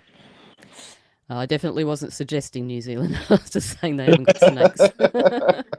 It was great in 2006, 2007 when I was there. It really ramped up over the years, and I guess now that I'm more into seeing this stuff, I can see some of that stuff as it was progressing. The way that because I watched a lot of TV there, and I'm not big on TV, but if you're going to a place and you're trying to immerse yourself in the culture, that is a way to kind of understand it pretty quick. New Zealand does have phenomenal shows. I will say that. Like, I don't watch TV at all now, probably not for like the last 4 or 5 years. But are you talking about Shortland Street? Okay, so I've never seen that one, but they have the one about the family who was like the thieves, or like they're like kind of like crooks, backwater crooks. It was just that was the show that they adapted to the US. Yes. It was I forgot what it's called. My sister watched it, and I didn't really like the show. Just a lot of things bother me about it. I could talk about it the later. Kiwi version is really good, honestly. The Kiwi version okay. is really good. What was the name of that show? I'll find it, and I'll find it. We got to use our extra brain. We got to go look on our phones. See, it's something that I knew. See, I zoned out because I was just looking at all these beautiful books. Now I'm wondering where my tourniquet is. I thought I had it close. Yeah. There is one thing about books too, which is probably worth a mention, is if you do collect a whole lot of old books, try not to store them in the same room as where you sleep or spend a lot of time. Because, for instance, and I'd love to see your library, Jen. For instance, let me say again, Jason from Archaics collects incredible amount of books and very, very old books. And then he used to broadcast from, well, I think he still does occasionally, but broadcast from the room where his books were. And he started developing this quite a nasty chest infection cough thing. So, yeah, they can, just be aware they can carry molds and things like that. So it's just something to be aware of, that's all. Maybe store them Okay, in Stella, cabinets one or something. Oh, sorry, Sal. I didn't mean to interrupt you. No, you're right. No, I will once my, I haven't tackled this room yet, like as a renovation. But as soon as it's done, I will show you my library. And yeah, that'd be awesome. And the series, Ando, is called Outrageous Fortune, but not the American series because I watched one episode of that. It was horrible. I remember because it was so bad. But the original series is actually really good. So I'll promote it just because I think it was really fun and like cool and interesting. And like, it's interesting to see white working class people. And I think that it's important sometimes to like watch shows like that are centered really around them. Yeah, I still can't remember the name of the show, but I mentioned Shortland Street earlier. It's a soap opera, and I think that's one of the things. Like, if you find a soap opera of a new culture you're trying to understand, it throws a lot of the relevant cultural stuff at you. And I lived with a woman that she found me hitchhiking, and she was like, "Hey, you can live in my garage." And so I had a family there, and that was really cool. So she liked to watch the show, so I watched it with her, and she told me all about all these characters, and I thought that was really fun.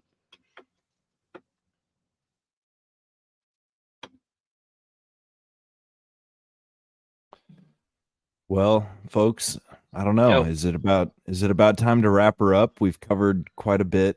I do have a funny one. I have a funny one we can end on. Yeah, let's do it. Okay. It's all the encouragement I need. So this is how you should treat your local law enforcement.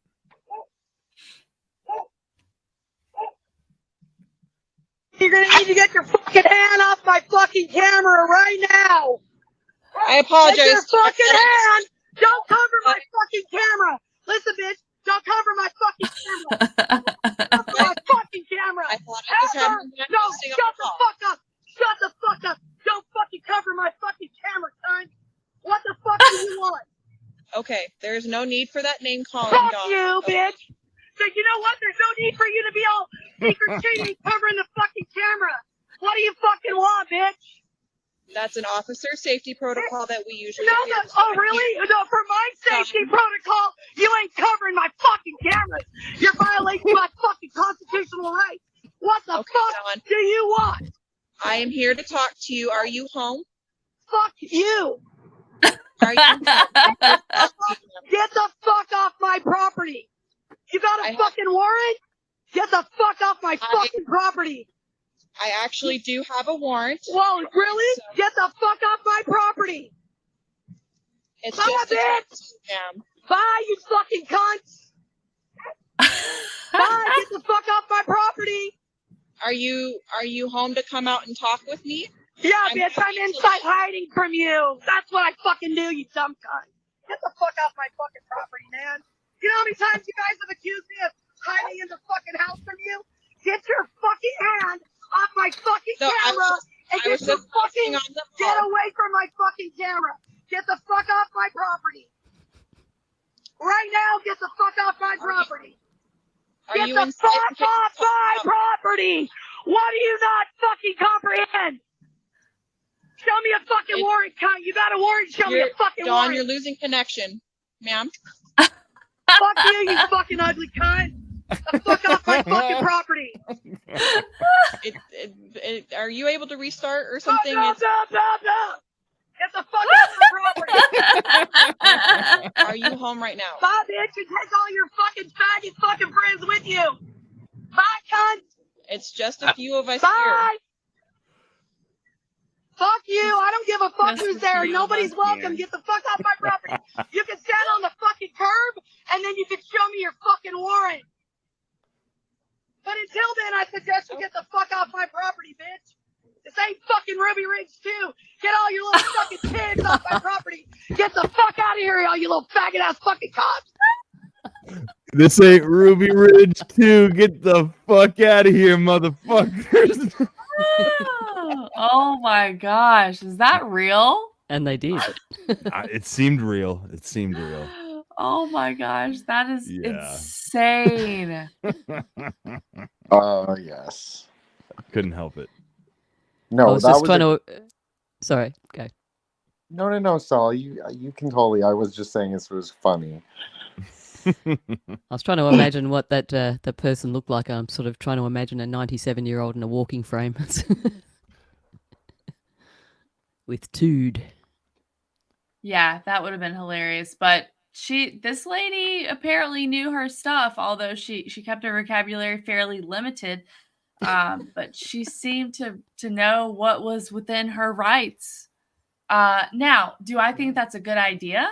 No, because if they want to exact revenge on you, then they might come up with a way to do it. But it was satisfying. Yeah, No, you it's pull stuff like satisfying. that.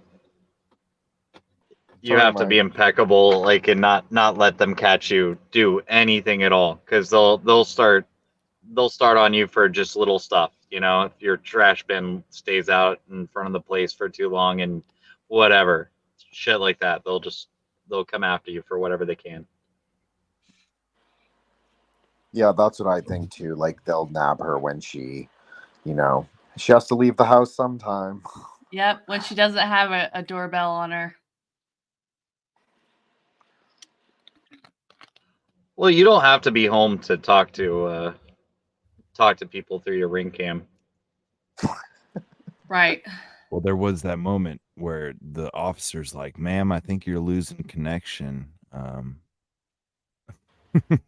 Can you restart or something?" Like that was kind of funny. It was like, funny. I'm like, what? Can you turn yourself off and on again, lady? Yeah, I'm pretty sure they were not home. She's just like, yeah, that's what I'm doing. I'm hiding inside from you bitches. Like, fuck you. She could have been too. She could have been just chilling inside. Who knows? You know, chilling on the recliner, fucking on her phone, like this. The doorbell camera on the big screen in front of her. No, fully loaded with a big gun. I'm thinking. I like the start of it, the whole start of it. Get your hands off my fucking camera. My favorite line. Safety protocol. My favorite line was, "This ain't Ruby Ridge 2." Yeah, that was the best. That's the punchline. That is the punchline. Yeah. Ashley, we need a meme. You have to start doing a meme about that. We'll expect one next week. I used to do a bit of memeing in my day, from time to time. I know. Justin told me.